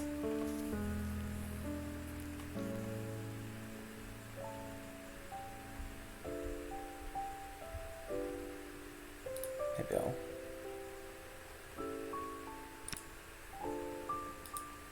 Anyway. Yeah, next time. Yeah. I'm just making sure. I don't want to get anyone's hopes up in the chat. Yeah, no, we'll sort that next time. Don't worry. Easy. Anyway, for those who are still in the chat from the VA sector, there was a question. There was one... I've been asking all the members of the team. I guess it's a team. It's kind of a team. I don't know. It's a team. So who's Sarah and Emily? Sarah and Amy. If you're both still here, who are your favorite characters? And I'll say this in advance: it doesn't have to be your character. And I understand if you haven't played the demo. I'm not. This isn't a quiz. Don't worry. But I am curious to see if you guys feel a affinity with which character, basically. I'm kind of curious. I've already asked Tim from music, Edelson from the art, everyone. You can see why the quiz is there's no quiz, Zolf. No quiz. Oh, Jayda fans. The voice actors are part of the Jayda army. Wow. There you go. I mean, hey, fair enough. Jayda is extremely lovable. If there is one thing that Jayda is, it is lovable. Yeah. Maisie would not be impressed that even her own voice actor likes Jayda more. Sorry, Maisie and Steph. Look, well, Steph wouldn't mind. Steph would just be like, okay, fair enough. She wouldn't take it personally. Maisie would definitely take it personally. She'd, like, disown you. Not in the big three, probably best. Sid's mum is part of the Jayda army. Yeah. Sid's mum has something positive to say about all three of the girls, to be fair. You probably just got the Jayda dialogue because of your choices. Put that there. You just love that she's a gamer. And honestly, how can we not? You know, I love Futaba from Persona, Chiaki from Danganronpa, like, characters who like games and are more than just, like, about the games they like are really, I don't know, endearing, because as people playing games, of course, we're more complex than our just love for video games, so it's great to see that reflected in characters. I think that's what's so appealing about Jayda. And the fact that she is cute as heck. She is just objectively ridiculously cute. Poor Maisie, doomed to betrayal. Did Emily choose Jayda too? I didn't get to ask Emily, so I'll have to ask her later. I bet it's Jayda though. We'll see if Alec feels the same. Maybe really everyone just is a big Jayda fan. Somehow it's very authentic. There you go. Maisie disowns her voice actor in her own voice. Sad face. As though Maisie isn't cute as heck too. Well, Maisie is. It's just different kind of cute, is how I'd put it. If that makes sense. As the plot twist, all three are cuties. How cute is Heck? Heck is as cute as the eye of the beholder. That's what I'll say. All three are cuties. Well, I mean, ideally, yes. All three characters are adorable. And not just them. I like to hope Sid and Stuart and Grace are adorable in their own way. I think people who hadn't seen that arcade scene probably have a very interesting insight on Grace now. She says a few revelatory... Not revelatory. There's some subtext to what she's saying during that arcade conversation. And that subtext is present in the demo. But it is from that point in the game that it starts getting really obvious why Grace is maybe a little hostile to Sid. Also, I saw someone in the chat earlier say, I had to stifle a laugh, but I didn't want to interrupt Emily, when someone said she's not a graceful loser. That made me laugh because, puns. Hex about 1/3 as cute as all three of the leading ladies put together. The maths checks out. You're right, Dolph. You're right. Whomever your favorite girl is the right choice. Well, that's basically what I've always said. Whenever someone's like, what's the true ending? What's the secret ending? Is there a single truth or perfect route or something? I'm like, nope. There isn't. Your run is canon. That is always what I've said, and it's always what I will say. There's no version where everyone's perfect, everyone's happy, everyone loves everyone. None of that. That is not what this game is about. This game is about the consequences of love, basically. For better and for worse, Even if you do your best to make sure everyone is as happy as possible, at the end of the day, people can and will get heartbroken, and they're valid to feel those things, and there's nothing that you can do about it, and that's okay. That's kind of what it's about. Understanding that it's okay that people will have their own feelings that you can't affect. Because your own reactions are justified, Every run is canon, even a blue screen of death end is canon. Yep. The universe crashes. That's what happens in that. I really started liking Grace because of her memey phone chat messages. I'm glad you like that. She is that person in a group chat. She doesn't use words, she just uses reaction GIFs. And most of the time they don't make much sense. They're fun. They're kind of her specific brand of humor. They make sense in her mind, but Sid and her on such different wavelengths that he is confounded by her group chat messages. Of the SpongeBob spoon rattling and whatnot. The perfect route is the one that makes you smile. I hope they all make you smile. Hopefully. I'm trying to avoid the shittiness of bad endings, because I always hate that concept in not only video games but in visual novels especially. I think a bad ending is always just there kind of as a joke. I think even the worst ending where you get along with no one still should be positive in some way, and that's kind of what I'm aiming for. I was going to ask how long the animated opening took to develop. Oh, yes. I'll get back to that because that's a long answer, and I do want to talk a lot about that. Before that, Skeletor. I like the amount of nuance Grace has in the demo. It's just enough to get the idea, and I'm glad it's getting more prominence in the story. Yep. If you like Grace, there's more to her. She has a side quest. It's fun. I think it's fun, at least. Yeah. Thank you guys for the lovely compliments. It was a lot of fun improv reading for you all. Amy would love to organize a group read next time. Yes, absolutely. Absolutely, Emily. It would be great to have everyone, or as many of the wonderful voice casts on at once. It would be great. We would love to hear the group read. Yeah, we would. Everyone wants to hear it. Everyone wants it. I'm so glad. Oh, you're on holiday, Emily? Oh, I'm so sorry I interrupted your holiday. Gosh. Okay. I'll get back to Amy's question because it was really good. And I have a long answer. Zolf dropping the spoilers, lol. Okay, so Amy wants to know how long the animated opening took to develop. That is a really great question. So, the process was basically, I went up to Shiki one day. She is the video artist for LoveSick Darlings and does so much work in the VN community. She does openings, trailers, and everything. She did the amazing LoveSick Darlings trailer that we all know and love. She did that herself. And she rules. Oh, New Year's holidays, that's good. Okay, I thought you were talking about a specific vacation. I was like, oh my god, thank you. There's a link to Shiki I dropped. Shiki is amazing. She's the video artist. And she did the opening all herself, with only my direction. So the process was a lot of fun. I went up to her and said, hey, do you want to do an anime opening? And she was like, hell yeah. And so then I gave her money.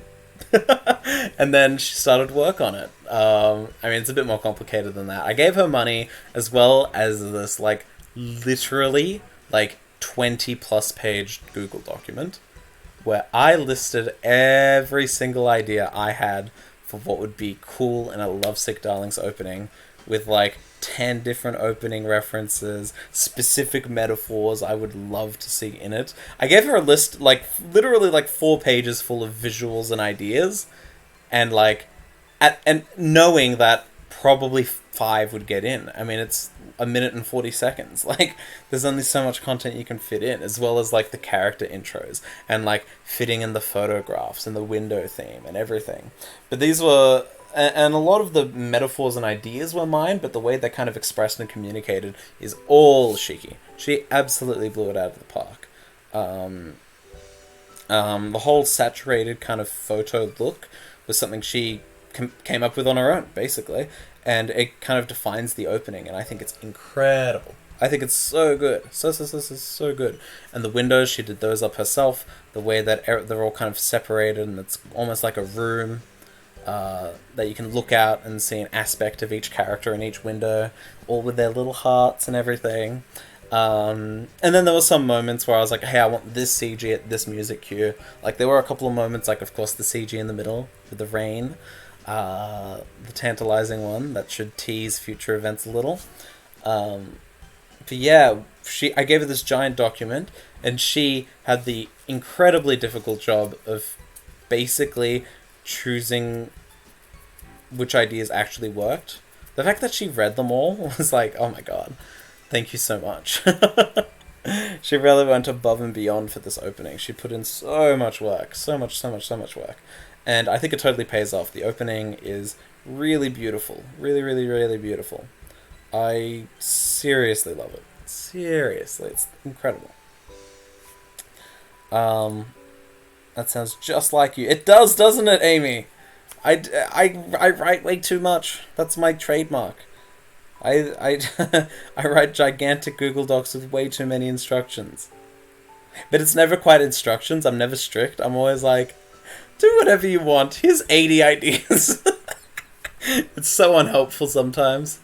I don't know. It's worked out well so far, right? The game's pretty good, right?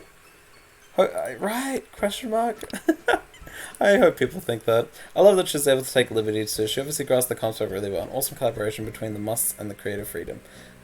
Receives 2 page teasers. I got your compass on. I'll blow your socks off. That is exactly what she did. And yes, that's kind of what I'm always doing when I'm commissioning art or work from people. I'm always like, here is what I want, but do it your way. You know, if that makes sense. That's kind of the core of what I'm always saying. Like, hey, I want something like this, but the mode of delivery, it's up to you. It's like if I told like a shipping company, I want this item, you can deliver it by truck, boat, plane, carrier pigeon. I don't care how you deliver it. You deliver it the way you want, as long as it's this thing I want. And that's kind of what I'm doing whenever I commission art. Like, even with the recent Christmas Maisie art I did. I was like, hey, I want her, like, in a Christmas outfit on, like, one of those, like, Christmas quote-unquote thrones. I don't know what else to call them. It's like a throne, basically. And she's just, like, and she's got a candy cane and she's crossed her legs. I don't care how you do it. Just do it. Just do that general image. You can change it. Maybe she can sit differently. Whatever. I don't mind what you change, as long as this first idea I've given you is, like, distinguishable in there somewhere. Literally went over the audition slides to see if there were 20 pages. Santa's seat, exactly, it is a Santa's seat. They really might be 20 pages, Amy, I don't remember. The fact that was all, like, a year ago is kind of wild to me. Over a year ago. Well over a year ago. God. 2020 just happened. And, like, yet nothing happened. Nothing happened and everything happened in 2020. The world just... I don't know. It's probably a time paradox or something. Anyway. So the I don't know, as someone who really loves anime openings and just openings of things in general, it was a lot of fun to make my own. It was so good. I had a great time. And I think Shiki did too. I gave her so much. And the fact that she was always so gracious and kind and just, like, positive and easy to work with. Easy to work with. Everyone's easy to work with. That's anyone who's stuck on the project for a while is always like easy to work with, and I really appreciate that because I am so sure I must be annoying, right? Like I must be, right? Because I'm always dropping giant texts of information. Because I'm always trying to triple check that everyone's okay, nothing's wrong, right? Everything's good, yeah. Like I'm always trying to make things crystal clear so there's no miscommunications. And it's good because as a result, there are rarely miscommunications. Rarely, at least. It happens. It happens to everyone at every time. But as a result, I don't know. There's usually a pretty consistent idea of what I want then. So hopefully that works out. And I think the opening does reflect that. 2020 be gone. Simultaneously went by so quickly and slowly. Yep. You're also really chilled out and easy to deal with. Oh, that's good. That's my Australian side peeking through, you know. I'm like, yeah, nah, she'll be right. Yeah, nah. Nah, yeah. I'm glad I'm easy to work with. I hope I am. I'm the exact same. It's so much easier to write big paragraphs to avoid the back and forths. Mind dumps are easier. Yeah, that's true. I do. Yeah. I think I totally agree, Amy. Yeah, no, I totally agree. It's just so much easier. Like, I don't know, some people really do prefer just going beep, boop, beep, boop, beep, boop, like 2 lines at a time, and having a long conversation that way. And sure, everyone's different, but for me it's just easier to be like, okay, let's cover every possibility right now, throw it all out, and then you come back with what's relevant out of that, and I'm going to keep going back and forth. And like, it's usually just 4 messages then. Just chuck another shrimp on the barbie. Our second was all set regarding the chilled and easy to work with. Don't know about the shrimp. Well, you should try shrimp on the barbie, but I'm glad I'm easy to work with. I'm glad. I really am. Tim, oh my god. Tim probably knows just as much as everyone else about my giant paragraphs of content and specifications. I think that's how all the music happened. I'd just basically be like, alright, here's like 3 songs I like, and here's the mood, and here's the sound I want, and I also want this, and I also want this instrument, and, you know, and then I'd get metaphorical and be like, there's a feeling, an atmosphere that this song I wanted to have, which is like, anyway, it worked out because Tim always got what I was going for, and like the OST reflects it, at least I sure think it does, personally. But yes, he knows all of my mind dumps, as Amy refers to them. Whoops! Calling you by your character's name. Too much info over too little. Prefer to have a lot to work with over attempting to envisage what the commissioner wants. Yeah. No, absolutely. Yeah, I'm sure I annoy some commissioners, because some artists really want quick turnaround and just want, like, give me the details, I'll do it myself, go away. Like, I know I get that vibe from some artists, especially the one-off commissions I've done. Like, I can tell they're like, I wish you made this 1 page instead of 4, Dimitri. And, you know, fair enough. Everyone's different. So if they would prefer that, I am sorry to the artists I may or may not annoy. Sorry. Because, yeah, and from their perspective, I don't blame them. And they're like, I don't want to spend time reading 4 pages. I just want to draw the thing. And fair enough. I do totally relate. That's fair. Fun moment with a different soundtrack. Asking the composer if you could swap the lead instrument in 1 track for a kazoo to make the primary creator laugh. Not only did it generate laughter, it ended up hidden in the game too. There you go.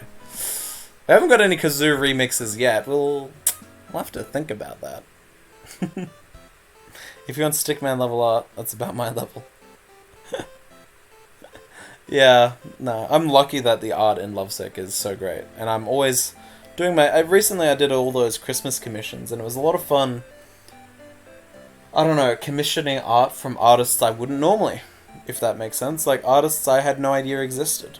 Because, like, the previous artists I've done were, like, Freaky Neighbor H, Awan, and Geb, all of who are really established artists. Geb is, like, genuinely internationally famous, like, for their art, and they're in visual novels and stuff, like, actual big visual novels. and I was so blessed to get them. I'll never get over being able to commission that artwork from them as a special exception. Not that, you know, not that I can claim we're best friends or anything. I wouldn't quite say that. I think I just got in the inbox, luckily. But yeah, but being able to get those Christmas artists who I genuinely had never spoken to before or never interacted with before was really it's been a a lot while of fun. since I played a fighting game. I used to be so good at them. Alec and Jayda. Don't worry about it. I'm not good either. I'll let them talk I've for a only bit. played a bit. Alright, let's go then. I'm so excited to finally have my hands on this game. Ah, yeah, I remember now. From the E3 trailer. Teams of 3, yeah? Yeah, it's pretty awesome.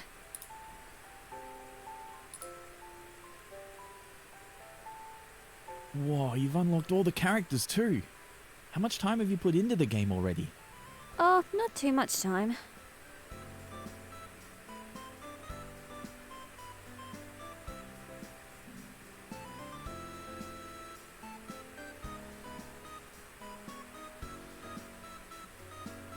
Yes, that is indeed Alec, Amy.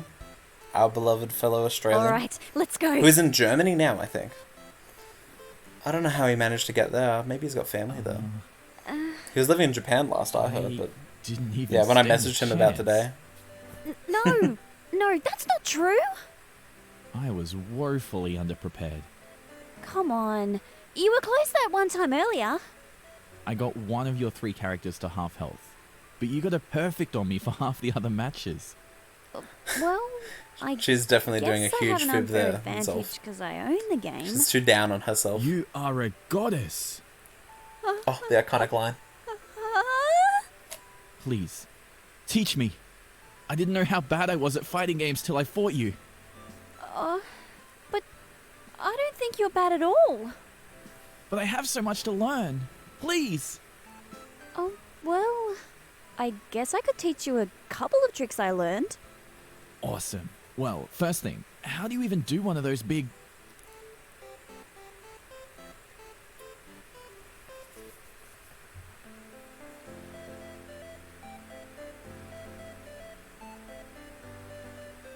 Alright, I think that's the voice acting. I didn't want to interrupt it anymore. How good is Emily and Alec? They got the perfect energy for, like, Jayda and Sid as, like, the excitable nerds. I love them. They're great. They do such a good job as the characters. Gonna quickly catch up on messages.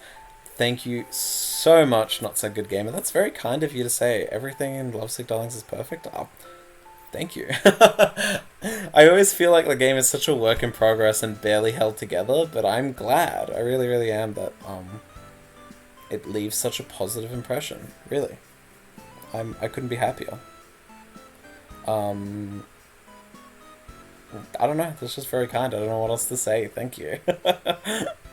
I do my best to make it the game I would want it to be. I've always thought as I make it, like, what kind of visual novel would I like to play? And I'm like, I'd like to play one that isn't set in Japan. Characters have agency. They react to your decisions in realistic ways. And I don't know, like, and they're just fun and interesting and have their own faults. They aren't these perfect little dolls who just exist for player satisfaction, you know? Because that's always what annoys me in visual novels. I don't know. I'm so harsh on visual novels, but that's because I like them so much. I'm only harsh because I like them, and I see the potential. It does have faults, the fact that it ends. I mean, it will end. It hasn't ended yet. It'll be nice to Jayda. Yes. Alec has finally moved, apparently. I didn't know that. Okay, that's interesting. Well, hopefully he has a fun time in Germany, then. Moving mid-corona must be hell, but... Hey, good for him. I'm glad. I hope he's happy, at least. That'd be great. It's wonderful to see this come together. Oh, thank you, Amy. It's wonderful to put it together. Can confirm. Would have loved to hang out with Alex, and he's not even that terribly far away, but I can't currently. That's fascinating. There you go. The fact that he came all the way to you, Tim. Maybe he came for you. That'd be kind of amazing. Energy. Happy Dimitri noises. What caused that? I don't know, I was probably laughing about something. Lots of love hearts. Anything else I missed? Yeah, I hope you enjoy the kazoo from Amazon.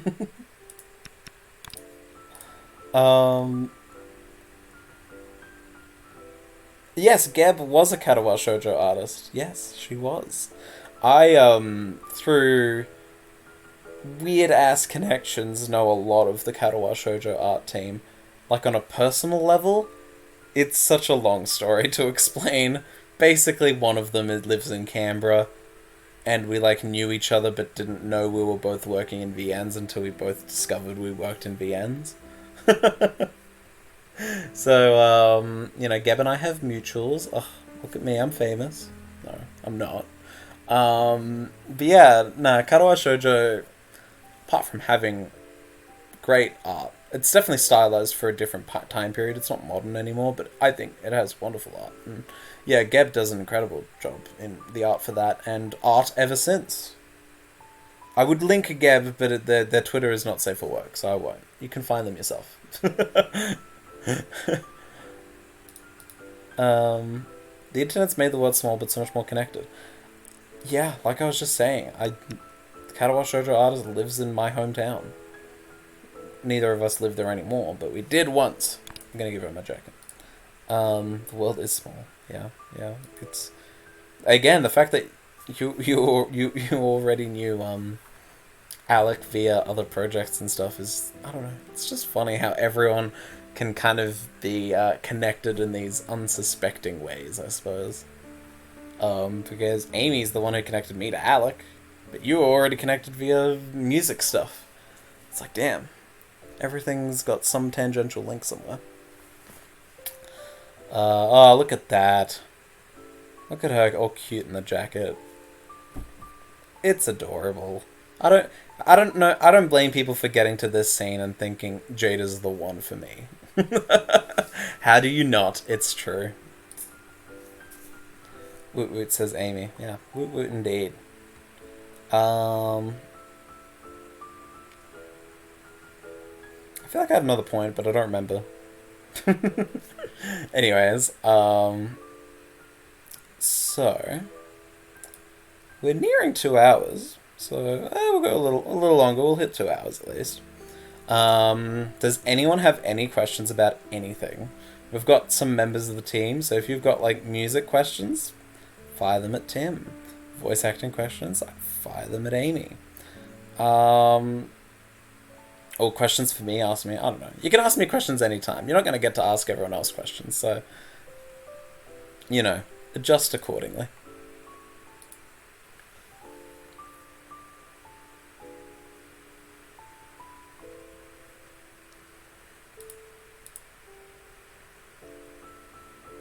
Is there any idea how much the game will cost on launch? There is an idea.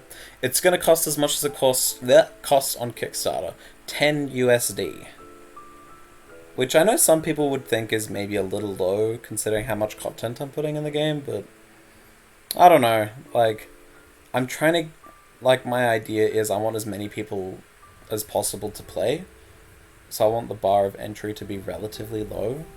I'm much more interested in getting as many people interested, rather than, like, making mad cash or something. Like, like, I don't know. I'd be happy to make the money I put in back.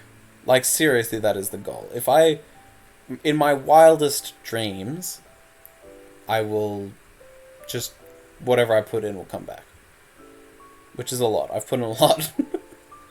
But I love this game, and I love this project, so I genuinely don't mind putting in as much as I have. Exactly, Zolf. Without the internet, exactly, you can proofread all around the world. This is a good question. We call this generously low? Super generous price. Isn't that generous? I don't know. Maybe it is. I think I have a different perspective because USD isn't my default currency, so then it's like 15 Australian dollars. It's like 15 Australian dollars for a VN sounds reasonable, right? I mean, I'm always shocked when VNs charge a shit ton. Like, I think when a VN charges like 40 USD, I'm like, damn, this has to be a full production. It has to be a full production to justify the price. And usually it is. Every now and again it isn't. But like at the end of the day, LoveSick Darlings backgrounds, they're photographs. I don't have fancy animation either. You know? I have a lot of written content and I think really beautiful art. Lots of CGs, huge soundtrack, and I've got like, and it's all high quality, and I don't want to undercut myself, but when I think about it critically, I'm like, well, my backgrounds are photos, and I don't do sprite animations, you know, and the poses don't change, so I find it hard to justify a higher price tag. And at the end of the day, like I said, and it's not about the money so much as getting people to play it while still having a bar of entry.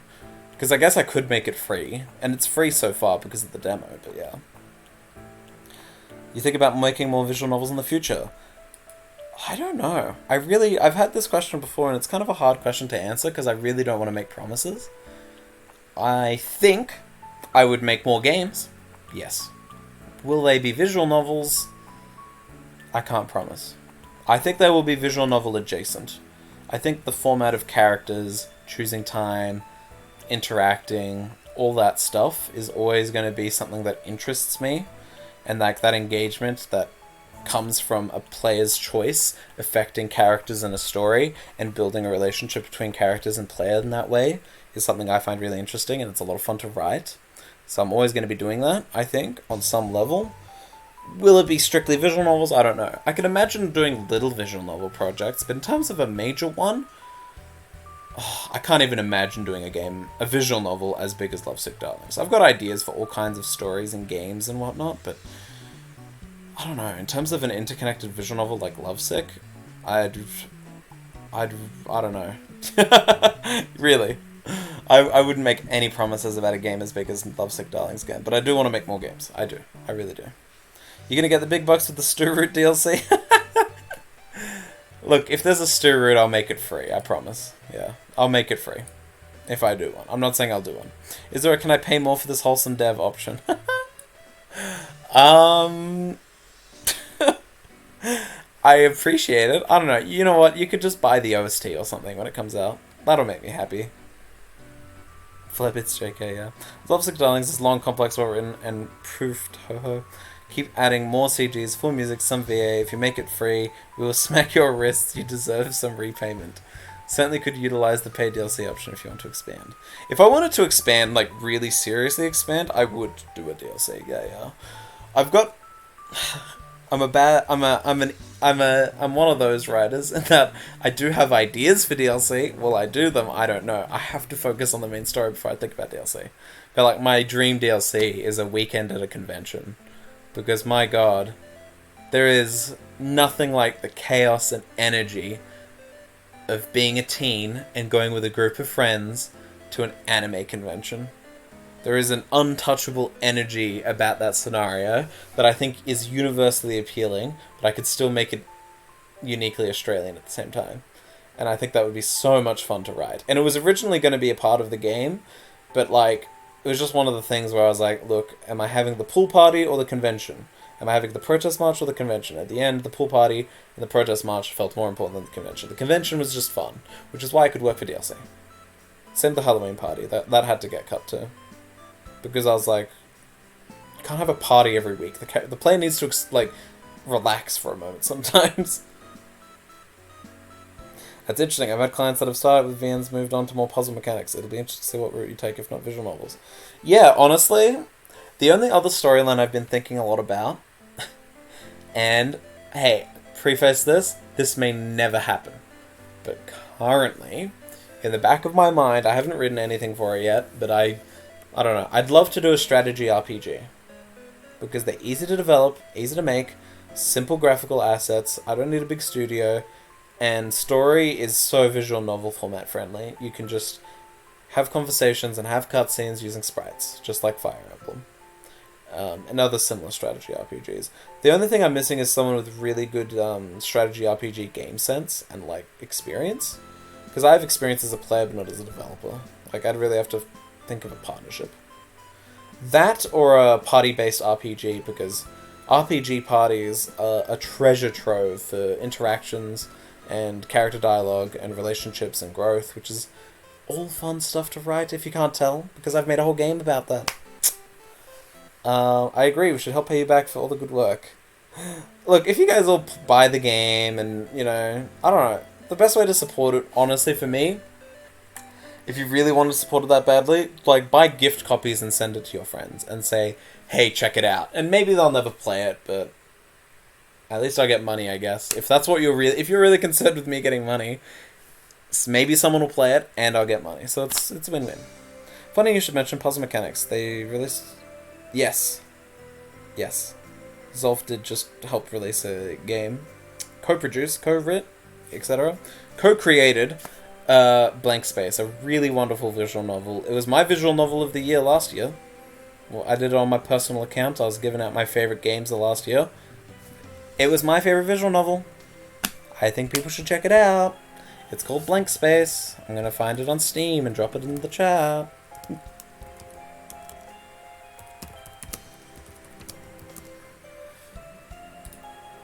Here it is. I'm getting the link now. Here you go. In the chat, Blank Space. Check it out. Everyone should play it. Everyone should buy it. And I should hurry up and choose an option for Steph. For Steph. There's so much love for Jayda and Maisie. I put a lot of work into Steph too, though. I really hope people on their second route go for Steph. I really do think she's an interesting character. I just finished writing all her scenes just the other day. Like her one-on-one scenes. I mean, she has more scenes than what I've written. I'm not done, but...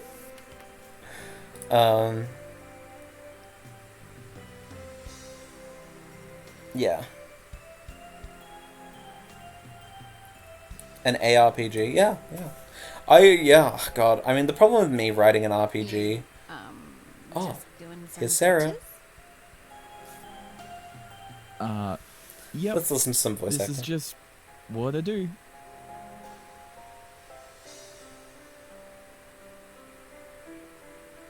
Well, fair enough. Stretching is probably good for you anyway.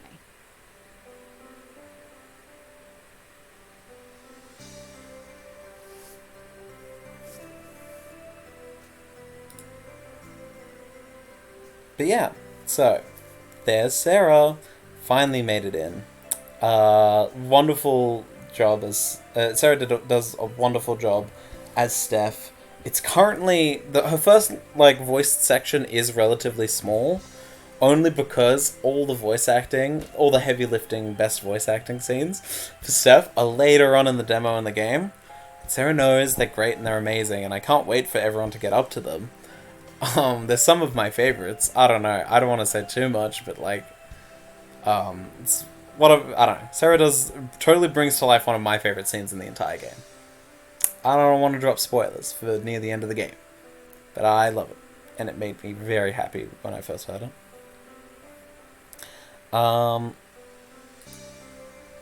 Yeah, so cheers to Sarah. We only got a little glimpse there, but she does just as an amazing job as all the other voice actors and actresses. Totally brings stuff to life in that she has that, what's the word I'm looking for? That perfect balance of, kind of cool but casual at the same time, which is so unique to Steph. She's this person who engages on a different level with Sid compared to the other characters, and she, perfectly communicates that. Maisie's kind of always vying for attention, because that's kind of what Maisie does. She's like, look at me, everyone look at me, I'm the best. And Jada's like, please look at me, because I love you, Sid. She's desperate for attention. But meanwhile, Steph kind of ends up treating Sid just like a normal person. Not as this person she drags around, not as this person she obsesses with. And she just gets to be kind of a regular person around Sid. And vice versa. Well, Sid's kind of a bit more awkward because he's like, oh, I love you. But, you know. And Sarah totally captures that. I think so, at least. I think she does an incredible job. I think it's Sarah, because Steph was yeah, I really thought Steph would be the hardest role, but then I heard Sarah do Steph, and I was like, oh, perfect. We have Steph now. I think she was one of the last submissions I got too, and it was such a relief when Sarah's audition came in, because I was like, oh my god, thank god, I have no one for Steph. Because Emily as Jayda and Amy as Maisie were like perfect, and Alec as Sid. And I had many wonderful auditions. I'm not trying to discredit all the amazing people who did audition for these roles. But Steph, I didn't... The magic element that was there for the other characters was not there until I heard Sarah's audition. And I was like, oh, thank God it's here. So she does an awesome job. She does an awesome job. Ooh. Sharing around the Steam page, tweets my video. Yeah, absolutely. Thank you. Flapless is like my PR guy. This is all true. Sharing tweets, etc. If you can't buy the game, yeah. Doing any of that stuff is incredibly kind. Very, very kind. Yeah, thank you if anyone does that. Blank Space is a great game. Totally agreed, JJ Gamer. And woo Sarah, yeah, exactly. Yeah, it's amazing how much it helps getting some butt. Yeah, of course it does. Yeah. Was a bit spooked of Steph at first, because first she seemed distant, but after reading through some of her events, I really started liking her. Yeah. That's something I really like about writing Steph. Everyone's always on about Kudere in anime and whatnot, and Kudere is like Rei from Evangelion, or Moeka from Steins Gate. And they're these characters who are distant and cold, and kind of like, we're not going to engage or get all friendly with the MC. But what they always do, which I always hate, is that they're like, oh, but secretly we love you, main character. And I'm like, well, what if they didn't? What if they were an actual person and just weren't obsessed like everyone else is with MCs, you know? And that's what Steph kind of is basically meant to be. She's just meant to be this normal, reasonable, kind. Like, she's kind and she's wonderful and she's nice and she's good. But she's not sitting there at the beck and call of Sid's existence and whim, you know? Like, and that's kind of what I was always going for. But hey, that's what anyway, that's me at least. Anyway, that's my design philosophy around Steph at least. Okay, we're going for about 2 hours, so how about we do one more little future content preview. I'll read out a bit, and then we'll wrap it up. How about that? Got a bit of voice acting from everyone. I'm sorry that Sarah didn't get as much of the spotlight as usual, but if you check the LoveSick Darlings Twitter, you'll see the voice acting previews and everyone's amazing work. Jayda's a simp! You didn't have to murder her, damn. Also, there are people out there who perform streams / let's plays when it releases. That's a good way. Yeah. I don't remember if I contacted you, Flablitz, or maybe you found my game on your own, but when the demo for the Kickstarter and everything first came out, I contacted a lot of Let's Players. A lot. And almost all of them were like, yeah, we only do release games. And I was like, okay, fair enough. Hey Dimitri, sorry for being late. Unfortunately, studies are killing me lately. Wish you the best. Oh, that is perfectly fine. I'm pretty sure it's you, Murillo. If I'm understanding the last name correctly. Yeah, it is you. There you go, Murillo. Great to see you. Great to hear from you, as always. Even if you're just checking in, I'm glad studies are going well. Yeah, Amy was late too. It's fine. We don't mind if people are late. I hope you got to watch the opening. All the best people. Yeah, exactly. All the best people are fashionably late. I hope you got to watch the opening. For anyone who hasn't seen the opening, I'm going to drop an extra link just in case. Just in case. Bada bing. Bada boom. Check it out. You did email me, and I went full force going through LoveSick Darlings. I was running short on games at the time to play, and I'm incredibly humble you contacted me about LoveSick. Oh, I'm so glad. Yeah, I emailed a lot of people, so I really don't remember if I got you or you got me, but I'm glad that I did, because you're a great guy, Flibbits. I watched your whole Let's Play, and it was really fascinating, and I always love watching people play. It's kind of indulgent to be like, oh, they liked this bit, but you know, makes me happy. I'd watch everyone play if I could, if there are enough times in the day. Thank you. Wish you the best and Happy New Year. Bye bye. Yeah, no, Happy New Year to you too, Murillo. Hope you're having a great day. Best of luck with your studies. Have a good one. Gosh, what was I saying? I don't remember. Oh yeah, Let's Players. Let's Players are the best in You Rule Flowblitz. Seriously, it's really really great having you play and share. Always so kind. 24 hours a day is not everything. Yeah, seriously, it isn't. It isn't. They should just add 8 more hours in the day. Like, just do it. Why not? Just slow the Earth's rotation a bit and give us all a bit of more time. That's how time works, right? It's definitely Earth rotation, not, you know, degradations of cells or anything that decides time. What do I know?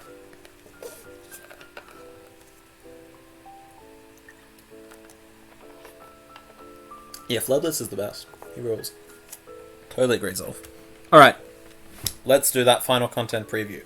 So, I was originally only going to do one, but when Emily was like, hey, I'll voice one, I was like, wow, okay. Whew, okay. That's kind. So let's do another one. Why not, I say? So the setup, for those who aren't aware... Oh, yeah. I dropped the opening already. So for those who aren't aware, the gang are at an arcade bar. And they're having a good time. They have some free time to themselves before they have to go home. So you get to choose what you want to do, basically. We already saw Jayda's, so we probably don't need it. Arcade machines line the walls. Everything from races, shooters, crane games, fighting games, carnival games, and even VR coasters line the walls. A counter with prizes and a ticket collector is visible in one corner, and the familiar pizza bar in the other. The smell of freshly made pizza fills the air, giving a relaxed atmosphere, despite all the blinking lights and noisy machines. It's not too crowded, it seems like we came on a good night. Everyone here is mostly our age or older, wandering about in groups and couples, having fun. Right. I forgot how much of a date spot this arcade was for people in the area. If I hang out with one of the girls, people may get the wrong idea. Because it would be the wrong idea. Right? I should consider who I want to hang out with very carefully. Alright, I'm still feeling tipsy and want to have fun. Let's go, guys. Oh, I can already see some games. I want to check it out. Oh, Dragon, no, don't worry. This is minor spoilers. I promise. I promise. I've given the basic context. This will not ruin the protest march event at all. Promise. This is a little fun segment. This little bit here. It's just for fun. Promise. I haven't played one of those kids since in the game. Sorry, I haven't played one of those since I was a kid. Maisie leads the charge into the arcade, and I can already see everyone splitting up. Grace is following Jayda. Stuart splits off and heads towards the counter. I'll order the pizzas. Maisie calls out, "Don't forget meat lovers." They each head to different parts of the arcade. So, time to vote. Who do we want to follow, guys? You tell me. It was so flattering seeing you stream. Yeah, it was. The minorest of minor spoilers. Yeah, this is just fun. It's a little preview, a little surprise for everyone to enjoy. Zolf says, amazing. The very core of LoveSick Darlings universe will be rocked by this scene. Probably not. Sweats nervously.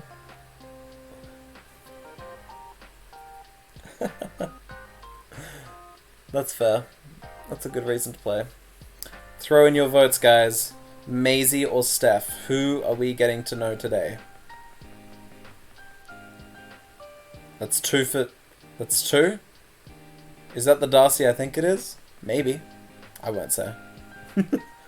Ooh. 2-2. We need more votes, guys. No. Okay, that's fine. Oh no, 3-3. Keep going. Keep going. Votes. Let's go. Throw them out. Be the one to break the ties. Because this game is cursed to tied polls.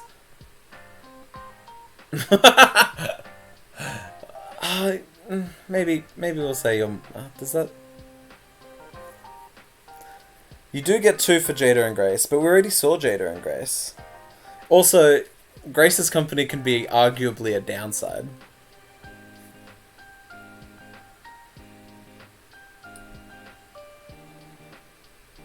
DDR is more fun. That's fair.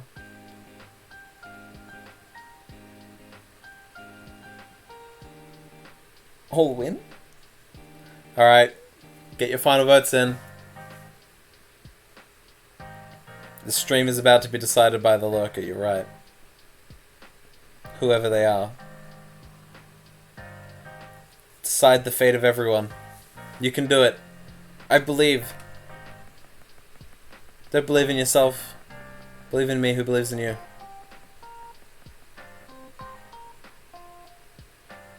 Okay. You know what? It sounds like... sounds like we're not going to get the 7th vote I'm looking for. I reckon we're going to go... Oh! Atola. Champion. Maisie. I'm not looking anymore. I was gonna on a whim pick Maisie anyway. Because I was like, oh, that's kind of a funnier moment. I know I spent the whole day marching, so exercise is the last thing I want to do, but Maisie playing DDR, and she's good at it, this I've got to see.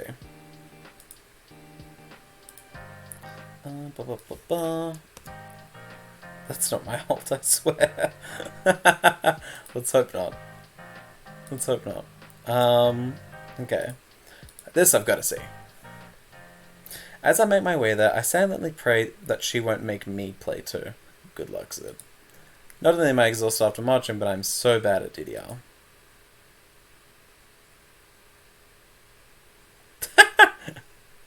That would be pretty big brains off.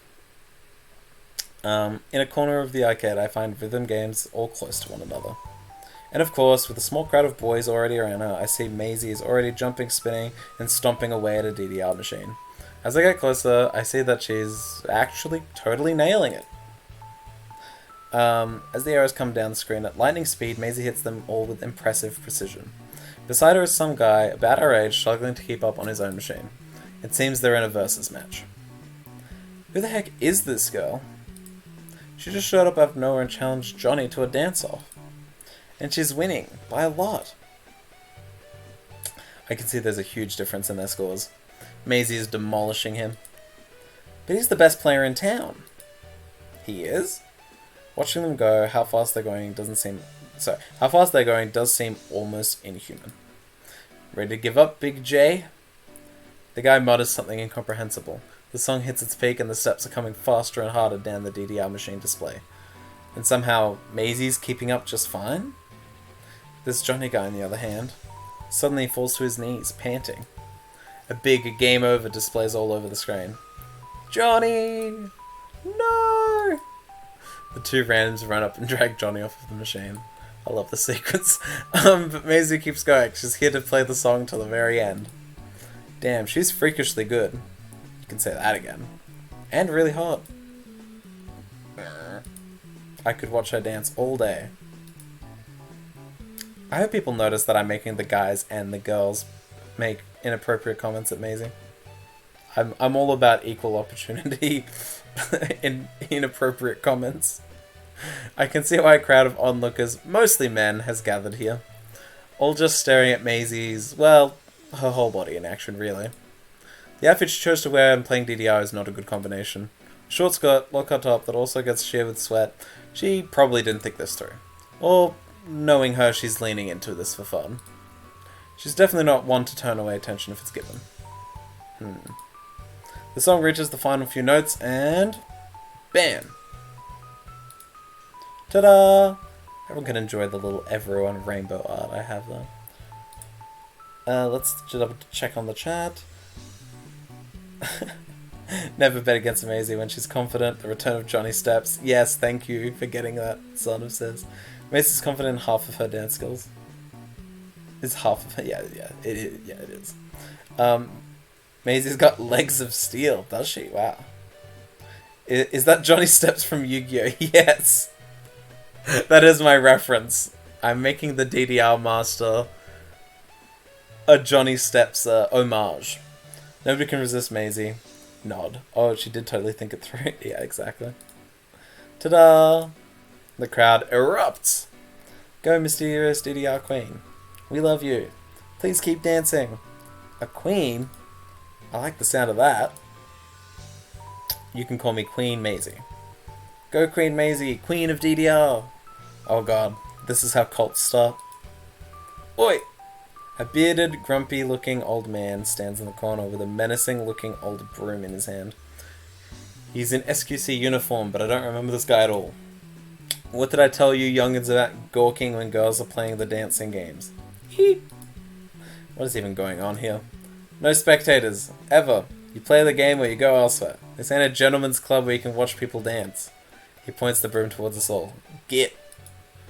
Old Man Jenkins is back. Shit, I'm out of here. Run! The man charges forward, broomstick in hand. Yeah, you better run. He starts picking off stragglers with a whack of the broomstick to force them out of the area. That was something. Suddenly I feel an odd texture brush against the back of my legs. What in the... You get two. No spectators, only players. He's really gonna lump me in with the people who were gawking at Maisie while she danced? Even if that was technically what I was doing. But I was doing it because she's my best friend. In any case. Alright, I'll get moving. Just don't swipe at me with the broom again, that felt weird. And if it hadn't been for those pesky kids, should have gotten away with it too. Yeah, exactly. What? Is he your boyfriend or something? Oh, no, just a very good friend. He was about to play. Maisie slots in some coins for us to play a versus match. Weren't you, City? The face of evil. Maisie, that crafty bastard. This is how she's going to make me play DDR with her. Fine. I don't want to get jabbed by that broom again. Alright. Good. Take off my jacket and step up onto the podium. I wonder what it's like to have your name really be Old Man Jenkins. I have fun with names sometimes. Johnny Steps, Old Man Jenkins. It's fun to just be a little bit silly, right? Right? Maisie's life, Maisie's love. I'm glad she's so beloved, guys. The arrows indicating the steps flash beneath me. Maisie's Shrek! Sorry. These machines are always so intimidating. The old man smiles widely, his whole demeanor changing. Have fun on our machine, kids. Stay safe. And he walks away. Did that really happen? Yep. What difficulty are you going to try first? We're just going to accept it like that? Well, at least there isn't a crowd here anymore. It's just us up here on the podiums. Oops, I accidentally picked hard as the difficulty for us. Nothing about that facial expression makes me think it was an accident. I hope you know that. The face, it strikes again. Maisie just smiles deviously at me. She then picks out a song she likes. Don't worry, this one's easy. I sure hope so. You know I'm awful at DDR. Come on, just pretend it's Doom's Time or whatever that game was. I chuckle at her getting the name wrong again. That is not how games work. Ooh, follower. How exciting. Thank you, Killer Dragon. We've seen you in the chat. It's great to know that you're following, though. You'll know next time I'm live. How exciting. Who knows when that'll be? It's not like I have an actual schedule or anything. But, you know, when I am, you'll know. Jan to get out of my Arcadia. Basically. It takes literally everything in me to keep up with the song. After what feels like an eternity of mashing my feet on buttons like a madman, the song ends. I look at Maisie, she's broken a sweat, but I think it's mostly from the rounds earlier. On the other hand, I can already feel that I am sweating up a storm. Huff, huff. That was a lot. Maisie takes a deep breath. Oh, come on. I just came off of Extreme to beat that guy earlier. This is a cakewalk. Easy for you to say. You're probably the only fit one of us here. Ugh. Takes a moment for me to catch my breath. Maisie scrolls through the game's menus. Alright, what song should we do next? There's more? Yeah, we get 3 songs because there are 2 of us. Oh god. Come on, Sid. You're meant to be my backup for the dance, remember? I can't have you collapsing on me after 1 or 2 dances. I chuckle. Oh yeah, because stomping my feet around at lightning speeds is going to be really applicable at the school dance. Oh, shut up. Yeah, you know what? When I hit the dance floor, I'm going to make sure I do one of these. I then stomp my feet around in a random crazy pattern, hitting the buttons at random, waving my arms comically as I do so. You should do that. That's hilarious. Maisie then imitates me, waving her arms around stupidly like I did as she steps on the arrow buttons. But now I can't help but laugh as well. Okay, that is a bit funny. Maisie continues to do the stupid dance, cackling away. Come on, join me. This is good practice for the school dance. Why not? I start waving my arms around, stomping around with her.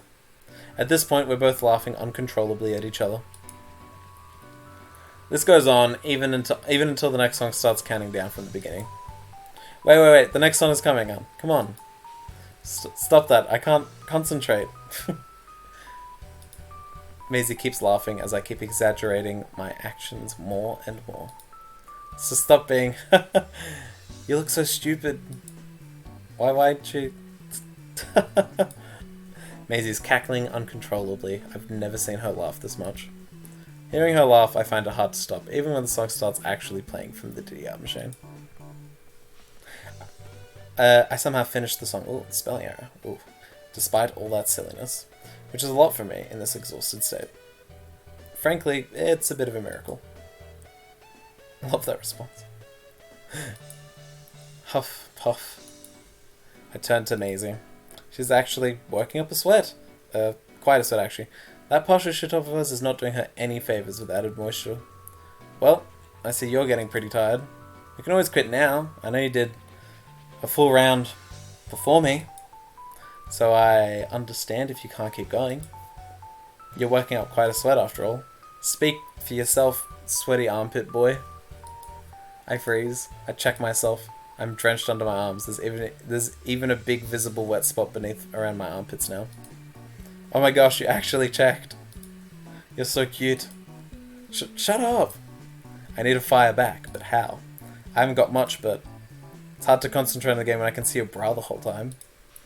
And stop staring at my tits, you perv. Maisie punches me on the arm. Ow, hey! That's the price of admission. For what? For staring at my boobs. Duh. That didn't seem obvious to me. Do you charge everyone that? Because that must be a lot of punches to give out. It sounds like you're asking for another one? No, not really. Good boy. Now, eyes on the screen. The last song's coming on now. Let's end this. Oh my god, here we go. And the final dance plays. It's a slaughter. I can barely form the steps to do the dance at all. But even the perfect DDR queen Maisie misses a few notes here and there. I guess she really must be getting tired. In any case, she secures a firm victory. I am the fucking champion! I'm sorry this game has so much swearing, guys. We're Australian. It's what we do. 3-0, bitch! I literally just apologized for swearing. Maisie points and jeers at me. Is beating me really that much to be proud of? What? Of course it is. You play more games in 1 week than I do in my whole life. It's a worrying amount, really. Maybe it's an addiction? Do you need an intervention? Get on with it. I don't know. It's just nice to actually be better than you at a game. Helps me feel less bad about, you know, being so useless with games and stuff. Do not apologize, no, thank you. You remember what it was like at that game store earlier this week? That's true. She was pretty hopeless. I guess it gives me hope for the future. Maybe I really will come to understand what you and Albie see in these things. That was surprisingly nice. You know, after Otherworld, I could lend you a favorite game of mine if you like. You'd really do that? Yeah, sure. I think it could be fun. That's so sweet. That sounds like fun. We should do that. Awesome. I already have a few in, but you need to finish Otherworld first. You really need to pick up the pace if you want me to play your game sooner. You're still all the way in Season 1 still. ...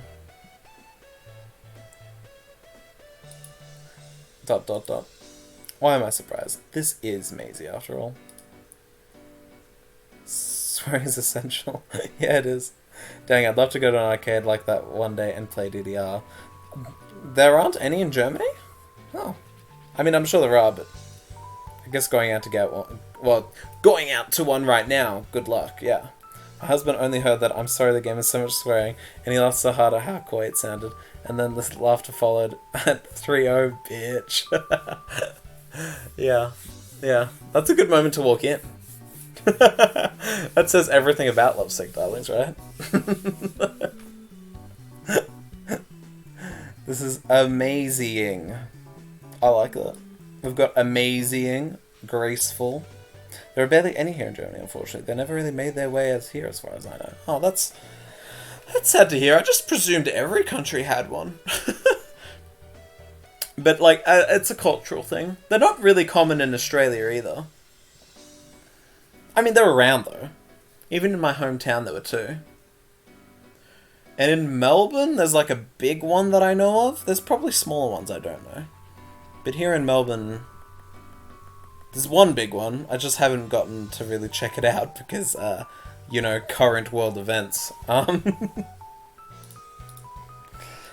But I guess I also like that about her too. She's so determined and always knows what she wants. Alright, I'll keep that in mind. Awesome! Anyways, I'm sweating like a pig. I'm lucky my top can't leave sweaty armpit marks like yours does. What? I can see some just there on your top. I pointed to the sides of her top just beneath her armpits. Where? Top. Gotcha. Ugh, there's nothing there. I laughed to myself. Lucky the loser of DDR pays for our drinks. I don't remember agreeing to that. It's an unspoken rule. If I speak it, it wouldn't be much of an unspoken rule, would it? But you're saying it now. It doesn't count if the match is over. Just buy me a drink already. I sigh. Well, I guess I did lose. It's fair enough. We make our way to the counter, get some soft drinks, and make our way to a free couch. We cool off for a bit, relaxing on a couch at the front of the arcade. I sip my lemonade and she sips on some sickeningly pink drink. You are freakishly good at DDR. How'd you get so good? You beat the guy who was the best in town on your first trip here. I don't know. I've always had good hand-eye coordination. When I was just starting karate, there was a DDR machine in an old arcade next door when I was way younger. I used to beg Mom and Dad for dollar coins to play on it whenever they'd go shopping after my lessons. Huh. Karate lessons, followed by DDR. It seems like Maisie was always full of energy. But you know, I didn't have to try practice. I didn't even have to try or practice that hard. Kind of just comes naturally. That's a pretty crazy specific talent. I know, right? I wish my super specific talent was sword juggling or fire breathing or something. That's not what I meant, but fair enough point. And suddenly Stu appears. Hey guys, pizza's ready. You should probably come before it gets cold. Oh good, because I'm starving. Nothing makes you hungry like DDR does. She's right, I'm starving now too. Following Stu, he leads us back towards the seating area. And look at that, just like that. There's our little extra segment of exclusive content featuring Maisie. Hopefully that was fun. She's always a fun character to kind of interact with and to read out. She always says really crude things, even if it's not swearing. But that's why she's really fun to write, I guess. Even if reading her out makes me giggle a bit too much. Yes, you're right. Not speaking about unspoken rules until the match is over is in fact an unspoken rule. Time to inhale pizza. Exactly. Yeah. No, Maisie's on her way to inhale the pizza. Hey, you get Maisie. You get no messing about. Straight and unfiltered. Yeah, that's true. Straight in one sense. Maisie is not... definitely not straight in every sense, that's for sure. That's something I definitely wanted to make a point of in my game. Having characters with, like, different sexualities. Because I can't speak for everyone, but my group of friends across, like... From, like, since I was in year 7 to, like, now... 25. I've always had people in my life who are identified as all kinds of things, so I always found it strange in games, and I couldn't relate when, like, it would just be like, hi there, we are all straight people. All cisgendered straight white people who love you, VN character. And it's just like, what? Like, I don't know. But, like, I made a conscious effort to, I don't know, like, Maisie has, like, an ex-girlfriend and soon-to-be ex-boyfriend being Nacho, you know? And I think that's, I don't know, a realistic part of her character that I include it just to feel natural. I'm not trying to earn brownie points or anything when I do this. But I'm like, I don't know. It's just, it seems like it always just seems strange to me that everyone was these cookie cutters in games, and like something as defining and sets someone apart like sexuality does is so important. And like no games ever explore how characters can do anything but the standard, you know? Yeah, that's my thought on what I did creating a character, at least. I'm wondering, do I go a little further with a little teaser? Okay, we'll do...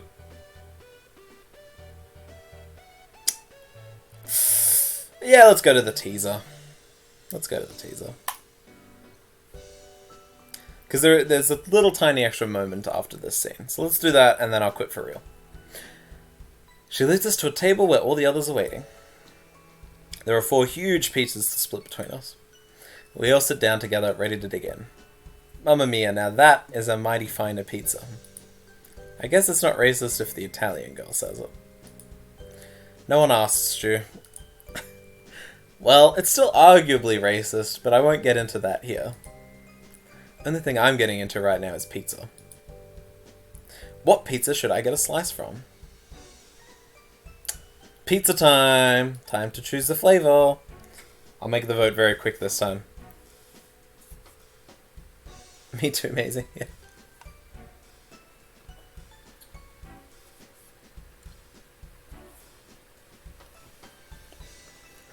Meat lovers. Oh, we've got to vote for meat lovers. Hardest choice in the game, says Tim. First option to get 2 votes wins. Oh, meat lovers done.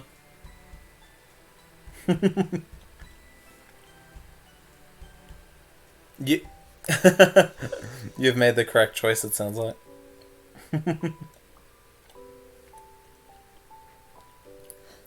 Yeah, I won't say too much Flair Blitz, but yes. Pizza choice does get you the most minuscule amount of relationship points. If you're attentive, you can probably take good guesses at what type of pizza each character likes. But it needs a bit of, you kind of have to make a couple of assumptions. Like, for example, Maisie does mention how much she wants Meat Lover's pizza. Earlier on. I grab a slice of the Meat Lover's pizza. Maisie reaches over and grabs 2 slices for herself. Give me all the meat. That drink back at the pub got me hungry as hell.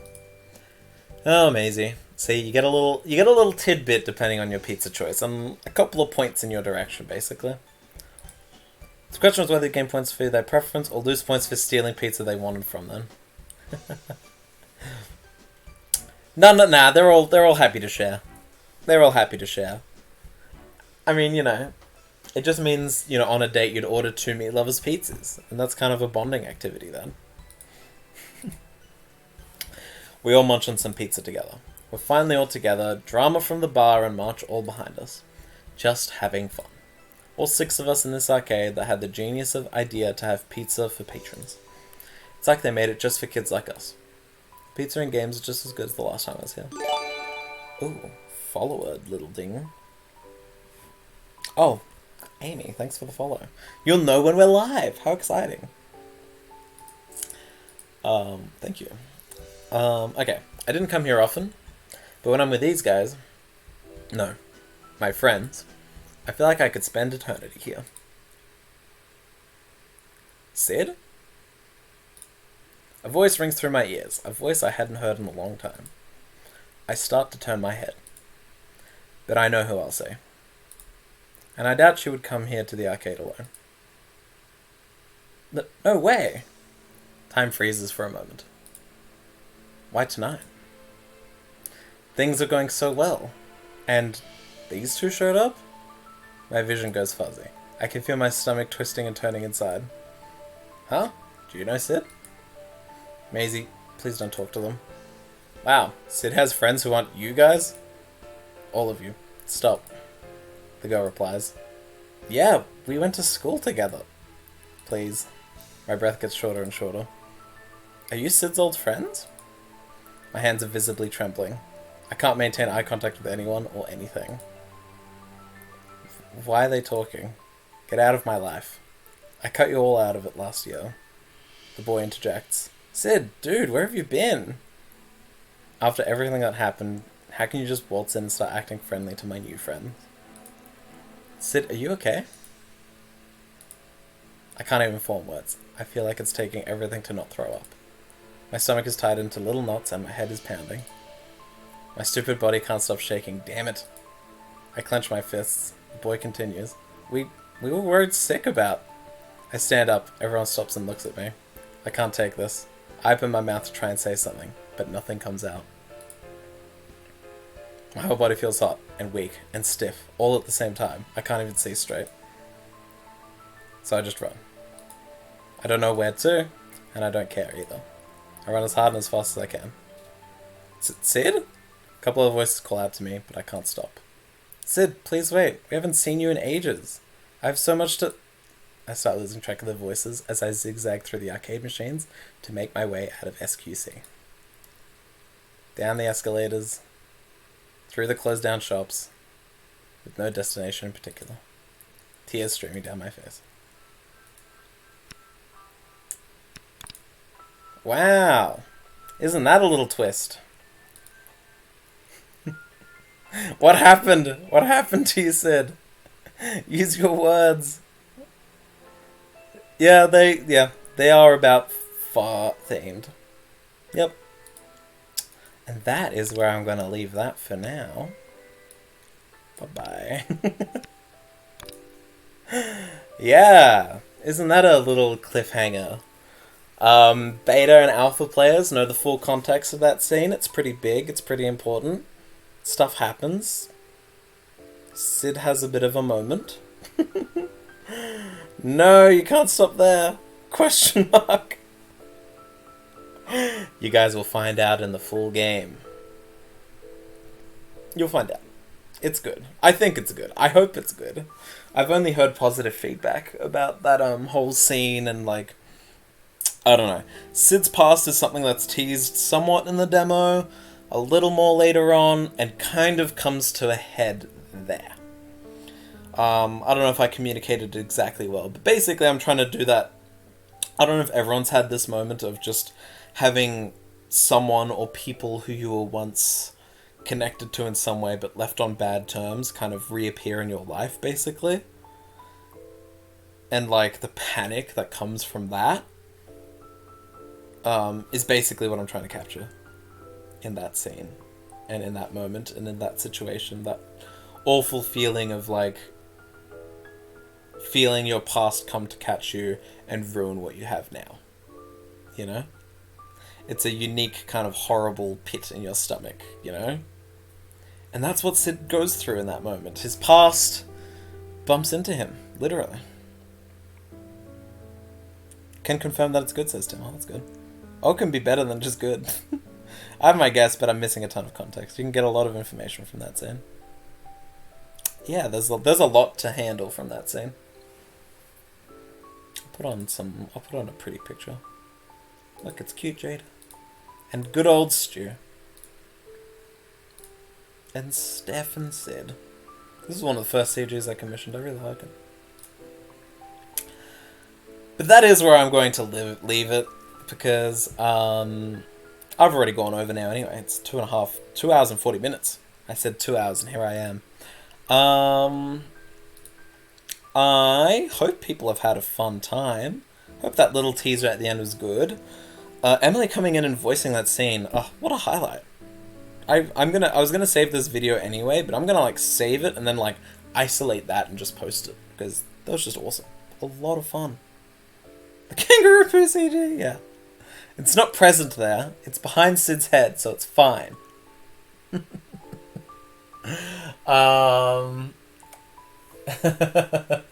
Yeah. Oh. Thinking back on those early scenes is fun. I haven't thought about them in a while. So many questions, I know. It's... yeah. Exactly. But anyway, before I, say my final farewells, do people have any more questions?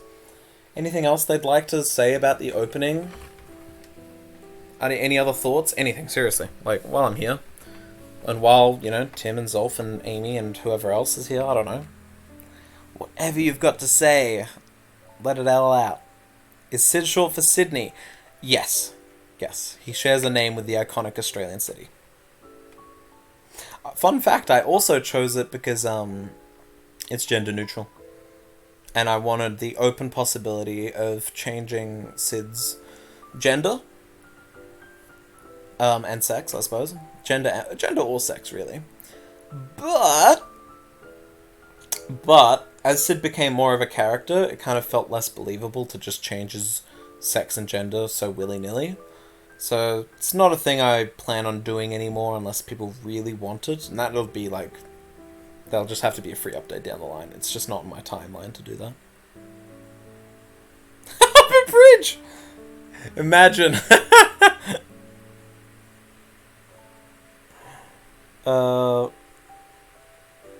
Original pun, yes, it is. I made it up for Jayda, basically. I just wanted her, like, pajama shirt to have a little Christmas theme. So instead of row, row, row, fight the power, it's ho, ho, ho, fight the power. That's it. It's just a silly original pun of my own. I'm glad that detail about Sid's interesting enough, though. No, his last name's Ivankovic because he's the child of Czech immigrants, but he was born in Australia. So he's only tangentially linked to his European heritage, like, you know, by blood, sure, but he's never been, and he's lived his whole life in Australia. And he definitely doesn't speak Czech, no, he doesn't. Even though his parents and older sister do. Oh, and you'll all meet Hana. Oh, I haven't thought about Hana in a while. I already did her scenes forever ago, but Hana's a fun character. She's Sid's older sister. He has a check jacket. I mean, that wasn't my intention, but you know what? Yeah, sure, let's say that. Let's say that's the case.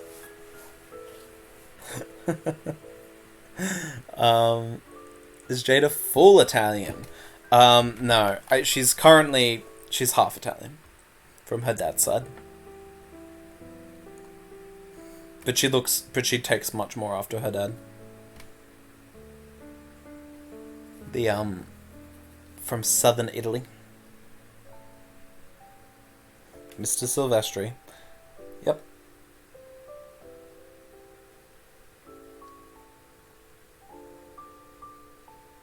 Did his parents call him Sydney because they like Australia? Yes.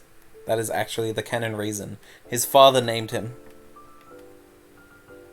The deal that his parents had when they were born was his mum said she gets to name their kid if it's a girl, and he gets to name if their kid is a boy. So when they had a girl first, his older sister Hana, she got to name her Hanika, which is a Czech name.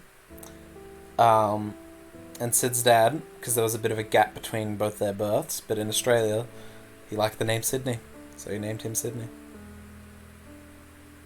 Or is that Don Silvestri? he's not much of a Don. He's not that kind of Italian. Just get some pretty art on the screen. Yeah, no, he's not a Don.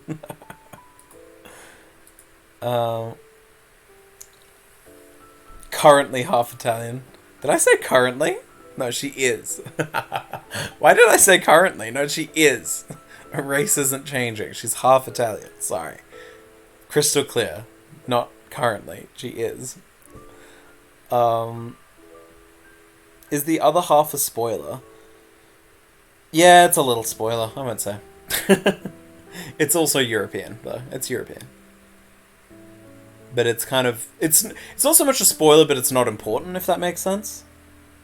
Like, her other half of her heritage is just not important to her because of the kind of relationship she has with her other parent, you know?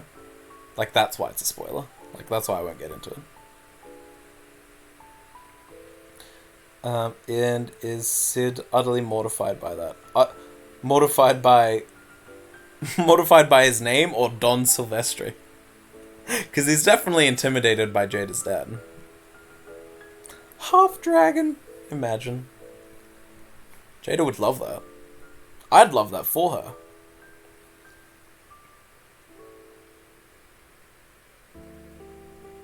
Mortified by being named after the city. He's definitely not a fan of it. Especially because he hates it because he grew up in Sydney. So he was this kid called Sydney living in Sydney. It used to annoy him a lot more. Now he just gets the comment every now and again, like, people would say, like, oh, like the city? And he's like, yeah, like the city. Like, I think it happens a couple of times in-game. Like, random people say, like, oh, like the city of Sydney? All people like, oh, Sydney's going to Sydney. And he's like, yep, I sure am.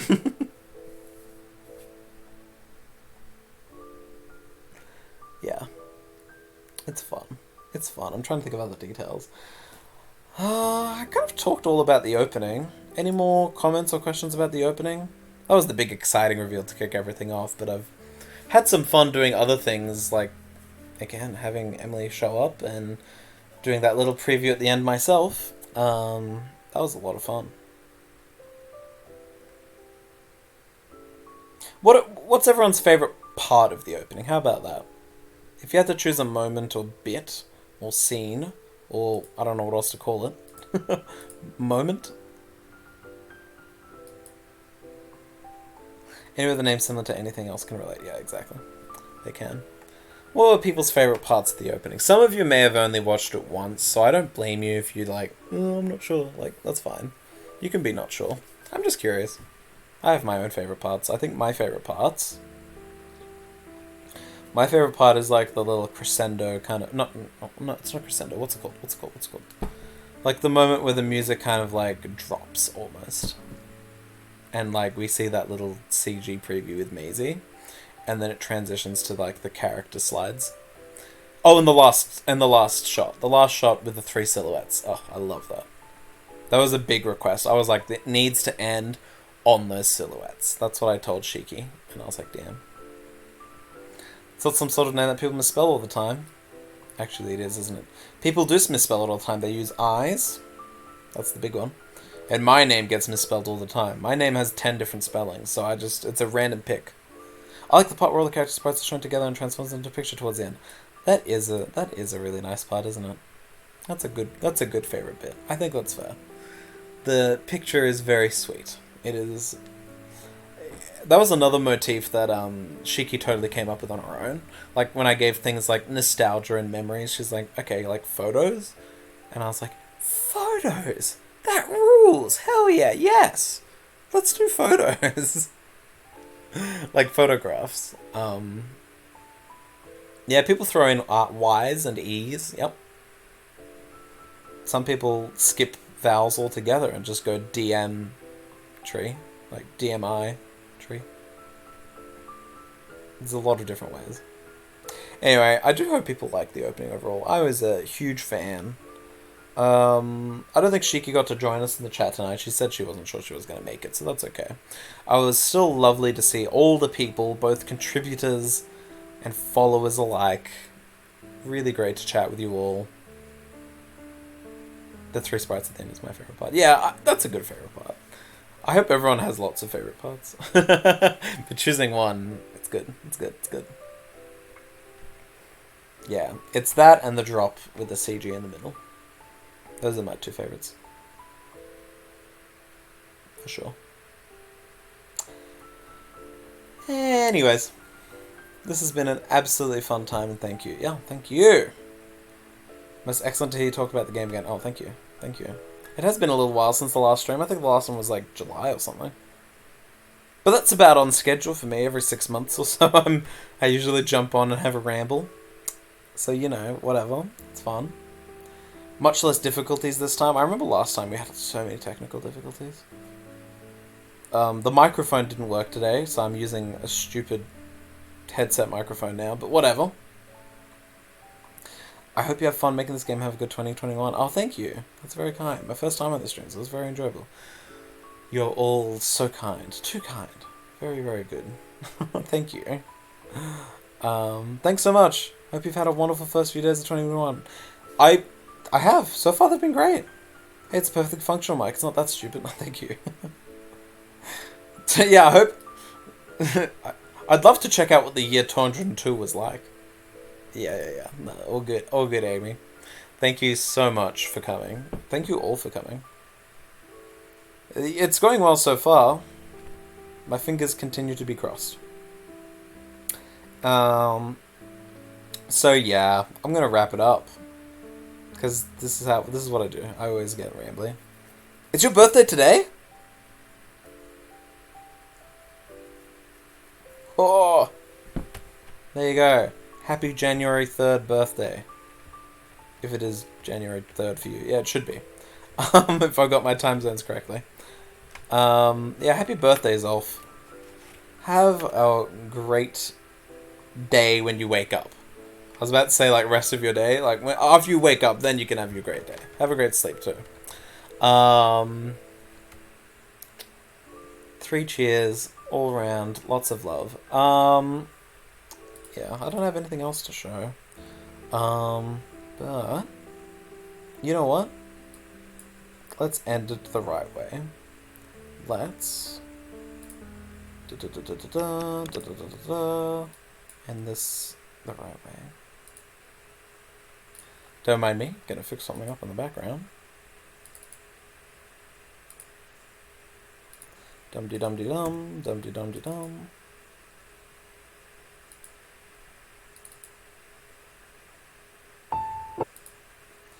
Okay. Let's... You've probably heard the first few notes there. I wonder what's about to show up.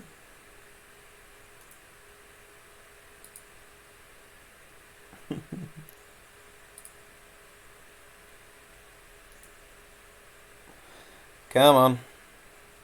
Find it.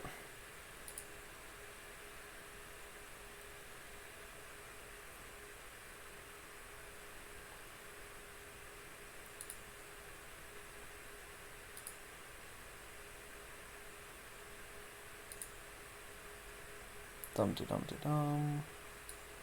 Resizing. I don't know how to hide the VLC media kind of edge, so just... Sorry, you're gonna have to deal with that.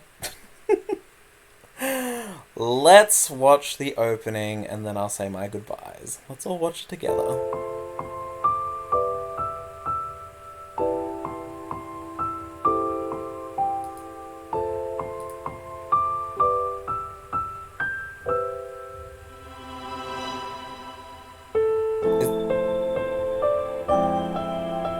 Is this showing up for people? Oh shit, is it not showing up?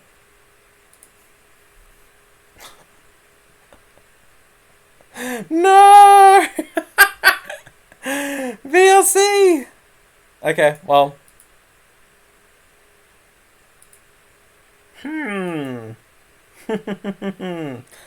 Okay.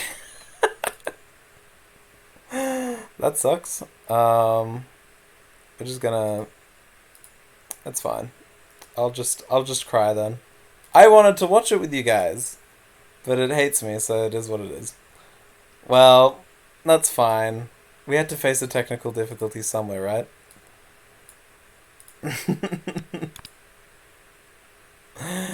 I'm just gonna say goodbye then. Well, you guys can watch it. I'm gonna send you, here's the video again. You can just watch it yourselves in your own time. It'll be great. I hope you all have the good rest of your days. Yeah, go on YouTube, have another watch, have a good time. It's all black screen. Look, we lasted that long without another technical difficulty. It was inevitable. Thanks for the stream. No, thank you for the attending. Thanks for coming to celebrate the anniversary, guys. You're all the best.